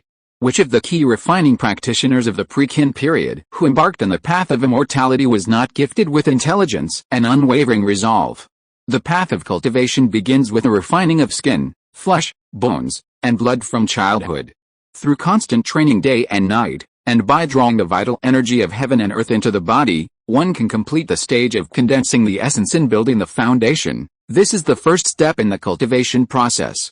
After completing this first step, the next step is to channel the evenly distributed spiritual energy within the body into the danshan, ultimately condensing it into golden elixir. Only at the golden elixir stage can a key refining practitioner transcend the 3 realms and possess the means to protect themselves before the gods. The next step in the golden elixir stage is the condensation of the nascent soul. This effort aims to transform the once inanimate golden elixir within the danshan into a nascent soul, a spirit possessed by a mind and soul. This stage is the most difficult. How many cultivators have become possessed at this stage, becoming demon cultivators, controlled by the evil nascent soul? 90% of cultivators fail before reaching the nascent soul stage. The path to the golden immortal realm, past the nascent soul stage, doesn't become easier, it becomes even more arduous. This is a test of human transformation into immortality, and achieving this requires enduring a brutal thunder tribulation. Only an immortal body tempered by heavenly thunder can strengthen its muscles and cleanse its marrow, achieving a lifespan beyond mortals. My 3 subordinates are all golden immortal cultivators. For hundreds of years, they haven't had a single second of comfort. Yet, they choose to end their lives now. I understand. Within the behemoth's interior lies utter darkness. After just 200 years of groping and killing in the pure darkness, their eyes have severely degenerated. I cultivate the golden rock body and can generate lightning for illumination. But those greatsword wielding sword cultivators don't have any ability to see in the dark. When their eyes lose their function, they become useless. As Feng Huzi crunched the beans, which he couldn't tell were bones or organs, a deep sadness crossed his eyes. Loki could sense the disparity. In the sunken city, Zhuangzi and Gu Changqing alone had slain the fallen titan, leaving a mountain of corpses. If Feng Huzi and his 4 companions had been able to exploit their strengths outside Leviathan's body and engage in a fair fight, they wouldn't necessarily have lost. But Leviathan devoured them, using its long lifespan and powerful regenerative abilities to gradually wear down their fighting spirit. Imagine the pitch-black darkness. The 4 men losing their bearings. Blood mosquitoes and other monsters swarmed everywhere, endlessly swarming in front, behind, and on all sides. These creatures were inexhaustible, reproducing tens of thousands more in just a few days. In the end, Leviathan even used the vast space and endless darkness within its body to blind the 2 swordsmen, leading them to commit suicide. This great old one, evolved from ancient times, actually possessed such a means of defeating a formidable foe. This was a tactic Loki, a normal human, could never imagine. After just over 200 years, only 2 of the 4 companions were left.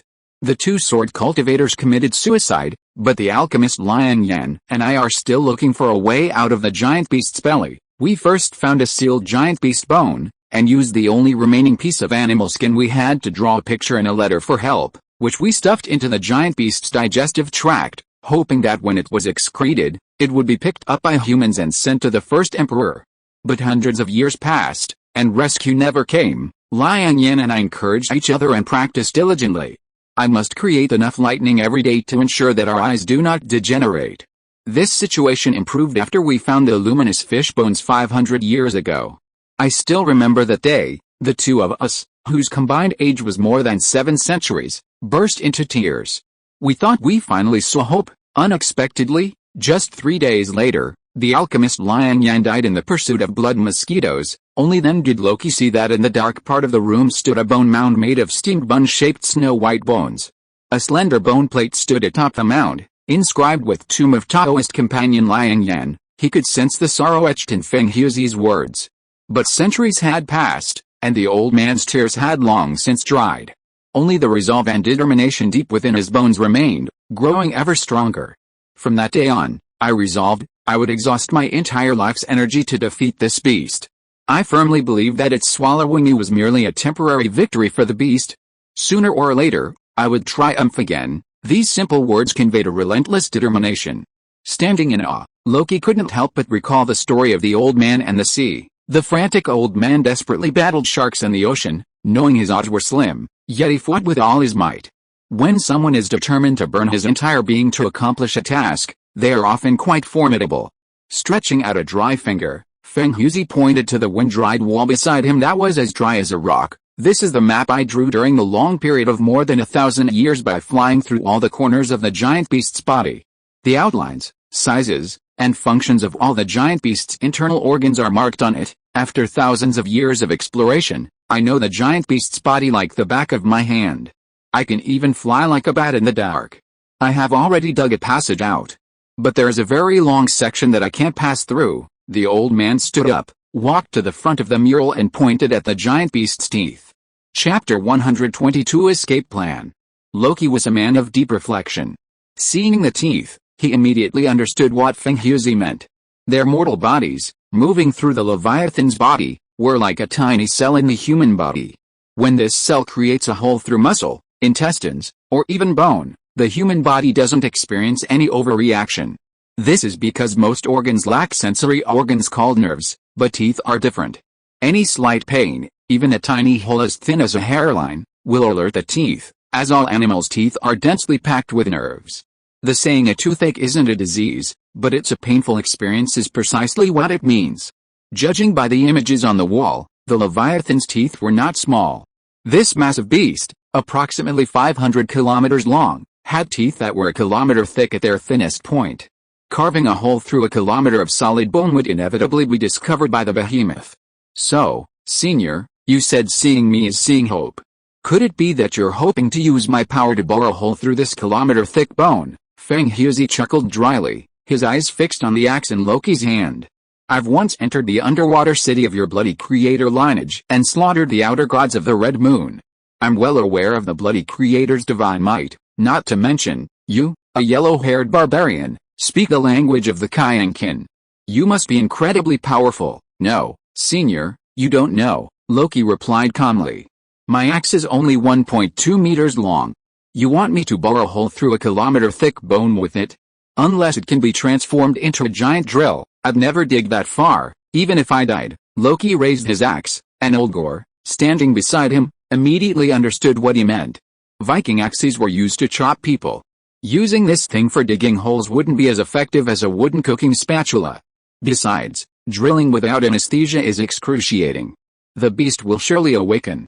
Once awake, will likely be immediately attacked and killed by a swarm of blood mosquitoes. Feng Huzi's eyes gleamed, and he frowned. This is the only way. Besides this path, the only way to reach the Black Pyramid in Night's City above is through the intestines you 5 slid down. But I've tried climbing up the beast's intestines no less than 500 times, and I can barely last a day at best. I'm a weapon refiner who has reached the golden immortal stage. Even for me, fighting against the muscles of the intestinal lining is too much of a strain. The old man had been wandering within Leviathan for over 1,000 years. Loki unhesitatingly believed he had exhausted every possible avenue. But besides drilling holes in the beast's front teeth, was there no other solution? Now wasn't the time to give up hope. Walking to the edge of the wall, he examined the mural carefully. After facing the wall and pondering for the better part of a day, he finally located the stinking passageway, piled high with blood-curdling mosquito carcasses. He measured the distance from the far end of the passageway to Leviathan's mouth with his palm, roughly 120 kilometers. Loki narrowed his eyes. This pipe, piled high with rotting corpses and emitting a steady stream of orange smoke, reminded him of the septic tank he'd learned about in chemistry class in his previous life. Leviathan was a creature that had evolved over hundreds of millions of years. Through countless natural disasters. It often had to hide in a corner of the earth, transforming into a mountain, refusing to eat for millennia like a hibernating brown bear. To maintain this elusive survival, it must effectively utilize every ounce of heat generated within its body. It's no surprise, then, that it evolved a septic tank for waste recycling. In the early days of the Red Kingdom, rural areas lacked electricity. Building a septic tank was a very useful means of generating energy. Dead animal bodies, various excrement, rotting plant matter, agricultural waste, and so on were dumped into the tank. Under the action of catalysts, this useless garbage rots and ferments, producing methane, hydrogen sulfide, and carbon dioxide. This is what textbooks often call biogas. This gas can be used as fuel, just like coal gas. Biogas plus oxygen plus ignition source equals a stable flame. However, if handled improperly, a large number of septic tank explosions could make this facility extremely dangerous. As far as we know, while flying on the back of the wind swan, everyone can breathe normally. This indicates that there is oxygen within the Leviathan's abdominal cavity. What if a method could be used to draw the biogas from the septic tank into the abdominal cavity, thoroughly mixing it with oxygen, and then using the electrical energy within Oldgore's body to create an explosion? An internal explosion would inevitably awaken the dormant Leviathan. Imagine a human awakened by an internal explosion. There's no way they could keep their jaws clenched. They would have to open their mouths to release the shockwaves. Otherwise, the violent aftershocks would cause even more severe damage to their internal organs. If Leviathan opened its mouth, even just a crack, it would be enough for Loki and his companions to burst out of its body on the golden-winged rock. Loki stood before the wall, gesturing with his hands. No matter how you looked at it, this method was far more efficient than brute force. If he truly resorted to brute force, using a stone axe only 1.2 meters long to carve a hole in Leviathan's teeth, even if Leviathan didn't awaken, the task would still take at least 10 years. In 10 years, Hanshu village might have a new lord, and even the Viking king might have changed dynasties. He simply couldn't afford the time commitment. This plane might contain outer gods, old ones, and all sorts of powerful creatures. But as of now, Loki was the only traveler. He alone possessed the scientific knowledge from 1200 years in the future. The body of the bloody creator was merely icing on the cake. The scientific principles stored in his mind were the foundation of his prosperity in this chaotic world. Looking back at the pharaoh's robe made of gold and silver threads on Oldgore, a plan has gradually formed in his mind. If you are listening to this novel on a channel other than Fanfic World, it means it was downloaded and re-uploaded without effort. We warmly invite you to visit our channel, Fanfic World. There you will find the original version of this story and many other novels of various genres. We look forward to seeing you dive into a world of incredible novels. Chapter 123 Clues to Another City. Senior Feng Huzi, if I say that I want to insert a row of hollow bones into this piece of soft tentacle, how many can you find with your ability? Note that what I want are hollow tube-type bones grown on humans or animals, not the solid fish bones in this room. Haha, there are as many of these things as you want in the abdominal cavity of the giant beast. But why is this? Feng Huzi asked puzzledly. Senior, it is dark inside the body of this giant beast, and you have been trapped here for 1,000 years. Even if we really want to dig holes in its teeth, there is no need to rush in these 3 or 5 days. I have a better way. Let's try it first. If it doesn't work, we can consider the problem of how to dig a hole. Feng Huzi stared at Loki with his sharp eyes. Although the people of the Central Plains often say, those who are not of my race must have different hearts, but at this moment, this group of yellow-haired foreigners were trapped in the body cavity of this giant beast, just like himself, and they must be more eager to get out than himself. They are not key cultivators in the Golden Immortal Realm, and they do not have a long lifespan like himself. Seeing Loki so confident, he nodded doubtfully. Yum, you stand on this piece of ground made of fluff. Stand at the roots, and these things will not roll you up. When Senior Feng-Huzi hands you the hollow bone, you insert it into the ground, and make sure that the foul-smelling orange gas floats into the abdominal cavity above the fluff. Understand, from a macroscopic perspective, the structural relationship between this piece of fluff and the septic tank below is similar to the tripe that Loki often ate in his previous life. When the blood mosquitoes fall, the fluff grabs their corpses and stuffs them into the septic tank below. In this way, this area has a characteristic: the pipe wall under the fluff and above the septic tank is very thin. Leviathan obviously did not need to consider the trouble caused by the mixing of methane and oxygen during its evolution. After all, the body cavities of all living things are abnormally humid, and its organs do not have the function of ignition. Find 500 bones, and make sure that the two gases in the upper and lower chambers can be fully mixed. Understand? Loki's statement was concise and to the point, and Feng-Huzi and Yamu immediately understood what he meant, although he had no idea what the golden-haired foreigner was going to do. But seeing that he could speak Chinese fluently, he decided to cooperate temporarily. Anyway, there was nowhere to go year after year inside the giant beast. They had plenty of time to make various attempts. Then Loki began to arrange the second plan, the fuse.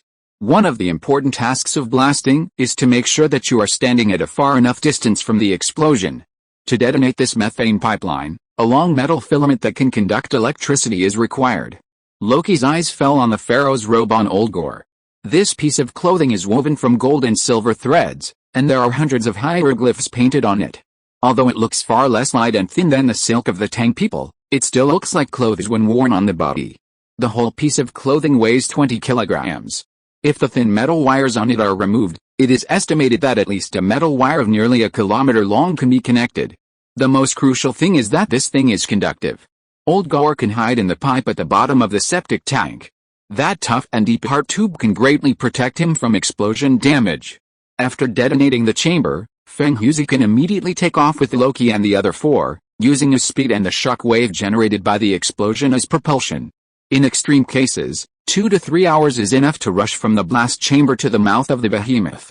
Regarding this step in the action plan, Loki had a trick up his sleeve. Electrification of metal can produce ion sparks, detonating the mixture of methane and air. This is a kind of knowledge only a time traveler could possibly master. The ancients of the Middle Ages simply couldn't comprehend it. Leaving Feng-Huzi alone to do this was entirely feasible. He also possessed the ability to generate lightning.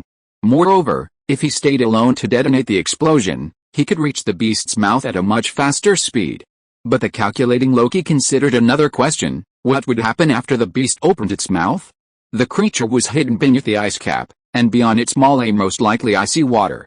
0-degree seawater poured into its mouth, and Loki and his 4 companions tried to swim to shore in this temperature. This was a nearly 1,000-meter ascent. They had to hold their breath, paddle furiously, and maintain body heat. This journey was even more dangerous than surviving inside the beast's belly. Loki and Oldgore, Viking seafarers, were well versed in water and might survive. Lawrence, the Bishop of Light, and Emma Waldorf, the blind believer, stood no chance. What would happen after they surfaced? The Arctic Circle was blasted by a minus 50 degrees Celsius wind. Soaked in water and with no fire to warm themselves, the two would be frozen into ice sculptures in 3 minutes. Everyone would die. True, they could wait for a Feng-Huzi inside the beast, near its mouth, to retrieve them. But with such a violent explosion within the beast, all the blood mosquitoes would likely fly out simultaneously in search of an outside enemy. In this situation, hoping for the mercy of a 1,000-year-old demon. Haha. That was simply impossible. With this in mind, Loki had to ask Oldgore to do the deed. Since he wouldn't say it was lightning, and Oldgore wouldn't say either, Feng-Huzi could only assume it was some more profound magic. Only in this way could the elder be sure to carry the 5 of them on his back and ascend from the seabed to the surface at the fastest possible speed. After explaining the plan, Feng-Huzi remained skeptical. The next day, after finding the bladder of a large fish and successfully filling it with a bag of orange mist and conducting an experiment in front of him, Feng-Huzi immediately understood the feasibility of the plan. Loki clearly understood this old man's character. He had endured the darkness and solitude for 1,000 years, and daily ventured out to explore, cultivate, and seek any means of escape from Leviathan.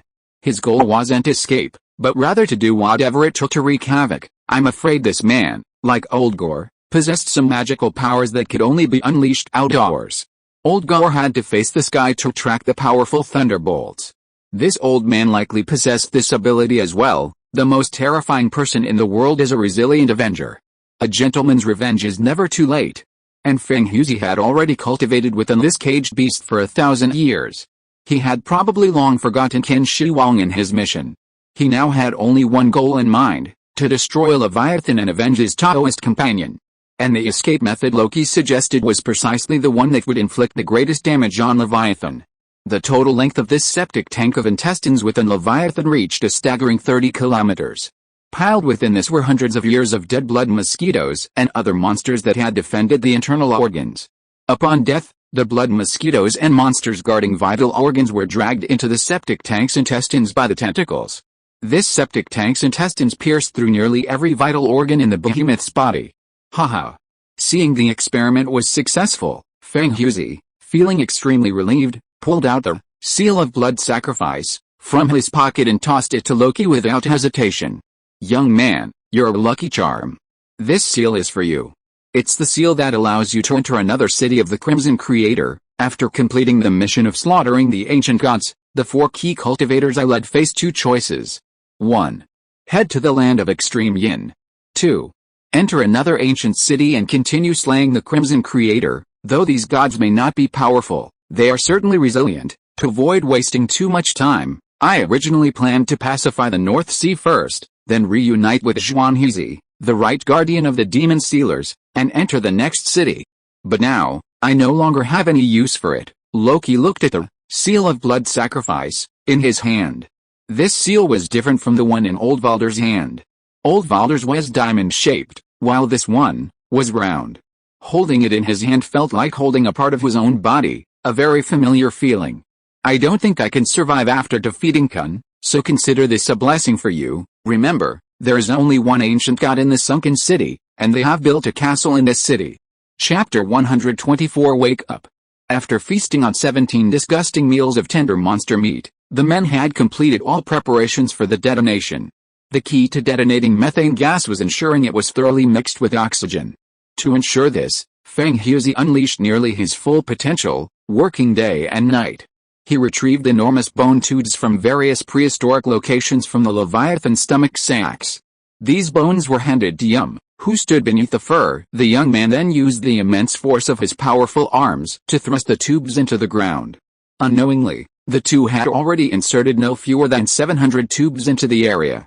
These tubes were evenly distributed. The orange smoke rising from the decaying blood mosquitoes' carcasses continuously rose from the hollow bone tubes, flowing into the lower pressure of the abdominal cavity. Everything was proceeding perfectly according to Loki's plan. Meanwhile, after Emma had thoroughly documented the pharaoh's robe's features, Loki began to unravel the fine threads of the luxurious garment. As he did so, his heart bled. Everything the lizardman adorned on the Golden Mountain was a treasure of some civilization. This pharaoh's robe, draped over a golden cross, was prominently displayed. In the eyes of the lizardman, it was a treasure as rare as the imperial seal. But now, to escape, Loki had to dismantle this precious artifact. He desperately wanted to preserve the garment, but the behemoth's body was composed entirely of organic matter, and there was only one object that could be stretched to act as a fuse. With a deep sigh, he began his work. Gold and silver wires conduct electricity very well. After completely disassembling the garment into its skeins, Loki discovered that the metal skeins stretched a staggering 700 meters. However, he felt relieved when he thought about the many technologies used in the pyramids built by the ancient Egyptians, which might not even be achieved in the 21st century. This civilization must have received assistance from the other gods at some point. After the fuse was laid, everyone gathered at the base of the intestinal section, which resembled a heart tube. Before Oldgor triggered the spark, Loki took one last look at his companions down the tunnel. Feng Huzi stood at the end of the tunnel. Over his shoulder rested a thick coil of dragon sinew. The other end of the sinew was tied around everyone's waists. Loki knew they were still a long way from true safety. They were like ants hiding in the outer wall of a gas pipe, trying to ignite the gas. If the shock wave from the explosion scattered them, He couldn't count on Feng-Huzi to be able to search for them amidst the flying intestines. The probability of success of any plan remains only theoretical until it's actually executed. In this fateful moment, even he himself wasn't sure if it would actually go as planned. Everyone, cover your ears.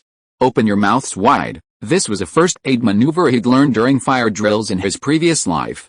Opening your mouth wide minimizes the risk of eardrums being jarred. Seeing everyone was ready, he covered his ears and nodded to Lawrence beside him. Night recedes, and light descends upon this old land. Lamb forgotten in the corner, today you will be baptized by fire.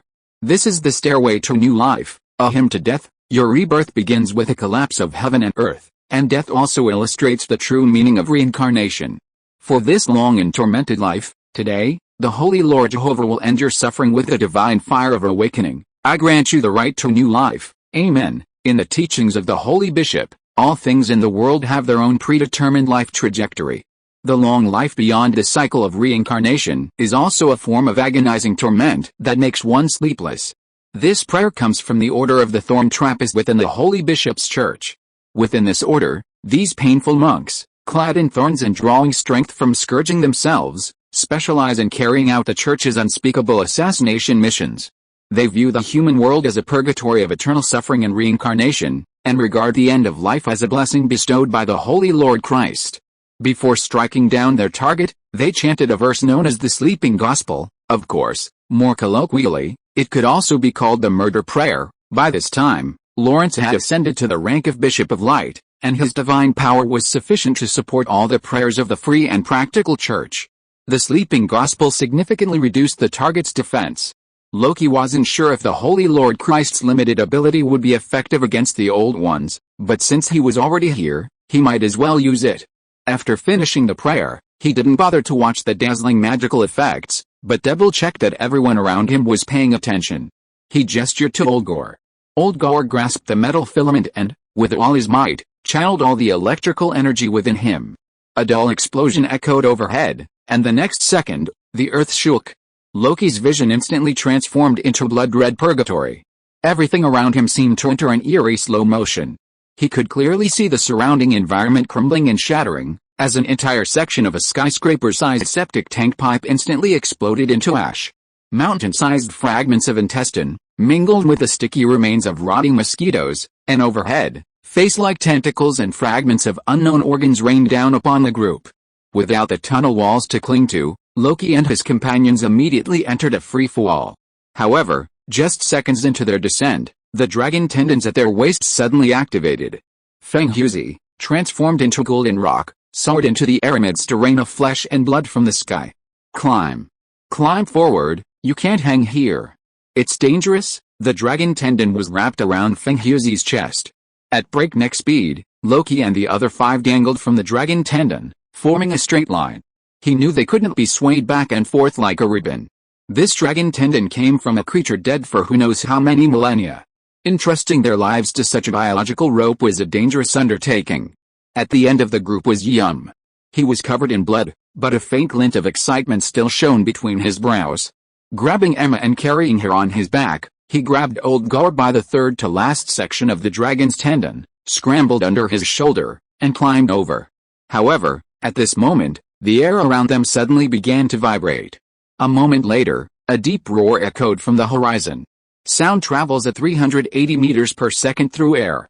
Leviathan, after suffering an internal explosion, finally awoke. He roared loudly, venting his rage. At the same time, Loki saw the silent, mountainous organs around him expand and contract at an astonishing scale.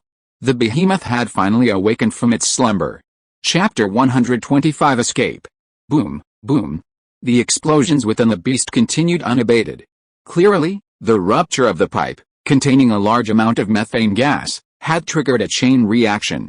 The Leviathan's interior contained far more flammable and explosive gases and liquids than Loki had imagined. The rain of flesh and blood that fell from its empty abdomen had never ceased since the explosion began. Ha-ha-ha. Ha-ha-ha. Feng-Huzi, feeling the shockwaves of the explosion, excitedly journeyed through the Leviathan's interior. He flapped his massive wings, practically transforming into a ball of yellow lightning. For millennia, he had sought every possible way to escape this desperate situation. He knew the structure of the Leviathan's abdomen as well as the palm of his hand. Bishop of Light, Jerome, raised his staff high, constantly summoning pure white holy spirits from it. The spirits danced around Windhusi, illuminating the surroundings. At that moment, hundreds of meters ahead, Loki saw dark red muscles trembling and tumbling evenly once again. Cover your ears. The second wave is coming. The roar lasted longer. Even with his ears covered and his mouth wide open, Loki could still feel his brain buzzing. Fenghuzi, a Dalojinxon, was unfazed by the impact of the sound waves. Fluttering his wings, he soared at breakneck speed, his speed increasing. Finally, as he passed the last chamber, Loki smelled the scent of seawater again. Studying the murals on the stone walls, Loki discovered that the Leviathan didn't rely on external water sources. This creature, having evolved for hundreds of millions of years, could survive for considerable periods in near total isolation. The septic tank pipes existed precisely to ensure that it didn't waste any of its internal resources. It was for this reason that no fewer than 100 members of Xiaolu's expedition team perished 50 years ago.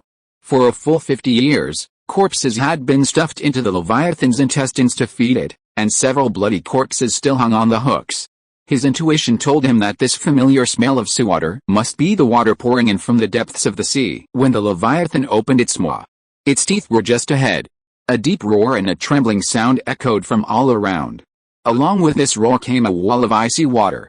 "Put on your fish bladders immediately," Loki shouted. Everyone around him quickly pulled up the fish bladders attached to their shoes and stuffed themselves completely inside. These were the bladders Fenghuzi had found somewhere on the behemoth's stomach wall. Although dried out like withered leaves, they still held on to their excellent waterproof properties. The wind blew in air, and the bladders expanded like balloons. Loki reached out and firmly grasped the top of the bladder, while his other hand firmly grasped Fenghuzi's feathers. This would help prevent the freezing cold from soaking his clothes. After all, at Fenghuzi's speed, it wouldn't take him long to reach the surface from the bottom of the sea. Ha ha ha. Fenghuzi let out a wild laugh and dove headfirst into the icy water. His gliding speed remained undiminished once he entered the water. The surface of the dried fish bladders was not smooth. Loki strained to tighten the port, his gaze surging with bubbles and fleeting afterimages. After traversing the icy sea for a while, Fenghuzi spotted a crack in the shattered ice and plunged from the seabed into the vast sky. Ha ha ha. It's been 1,000 years, Fenghuzi, can finally see the sky again. A gloomy sky thickened with dark clouds. Tiny snowflakes fell. Fenghuzi flapped his wings, his head held high, hovering high above. He breathed in and out, feeling the free air. For millennia, he had consumed the flesh and blood of the old ones daily, exploring, cultivating, and strengthening himself day and night. His realm was far beyond the level he had reached before. As a gas imbued with rich spiritual energy emanated from his body, thick thunderbolts struck from the dark clouds. Loki emerged from the bubble and saw the frozen sea beneath him shattering into pieces. During Leviathan's slumber, he once again transformed into a continent. This beast must have possessed some ability to absorb heat from its surroundings, allowing the ocean flowing around it to freeze into ice. At this moment, he awakened. The icy sea surrounding his body naturally shattered, revealing the flowing water beneath the ice cap. "Senior, where's our ship?" Loki pointed to a large block of black ice near Leviathan's body. As the frozen sea surface shattered, the Tang Dynasty ships frozen near Leviathan's body broke free from the ice. Half sank to the seabed, but some, frozen shallow, escaped destruction. The Lizzie, where Loki and his companions were staying, was more fortunate. Fenghuzi nodded, flapping his wings and darting towards the Lizzie. He reverted to human form near the deck. After a narrow escape, Loki and his companions finally returned to the ship. But their danger was far from over. Leviathan had suffered severe internal injuries and began to struggle and roar. The massive turtle, with a diameter of 500 kilometers, unleashed a monstrous wave. Ships anchored around it were in constant danger of being swept to the seafloor by waves and ice. Loki ran to the lower deck and retrieved a rope used to tie the sails. He removed the dragon's tendon and looped the rope around Fenghuzi's shoulders. He then shouted into the waves, "Senior, remember the memory illusion Yumu showed you within the giant beast's body? 50 years ago, before my predecessor set foot on this island, he laid a formation in the ocean. You transform into Kunpeng and lead us out of this deadly sea. I'll show you the location of that trap. Let me help you achieve your revenge." Fenghuzi nodded. He had seen the heavenly thunder demon sealing formation set up by Xiaolu in Yumu's memories. That formation dated back to the time of the 3 sovereigns and 5 emperors, when countless foreign gods roamed the Kyushu continent. The people of the Yanhuang tribe had to unite to fight against them. Formations were a highly practical weapon. Looking back at the Leviathan behind him, Feng Huzi snorted coldly. He looped the rope across his chest. He transformed once again into golden winged rock and soared into the sky. The heavy ropes pulled the ship behind them. Loki and his 4 companions, aboard the Lychee, were rapidly escaping the raging sea surrounding the Leviathan. The escape route lay before them. End of this chapter. Thank you so much for reading until the end. Don't forget to give it a like. Looking for more exclusive content and immediate access? Subscribe to our Patreon. Remember, every like, subscription or donation encourages us to continue. Thank you all. See you in the next video.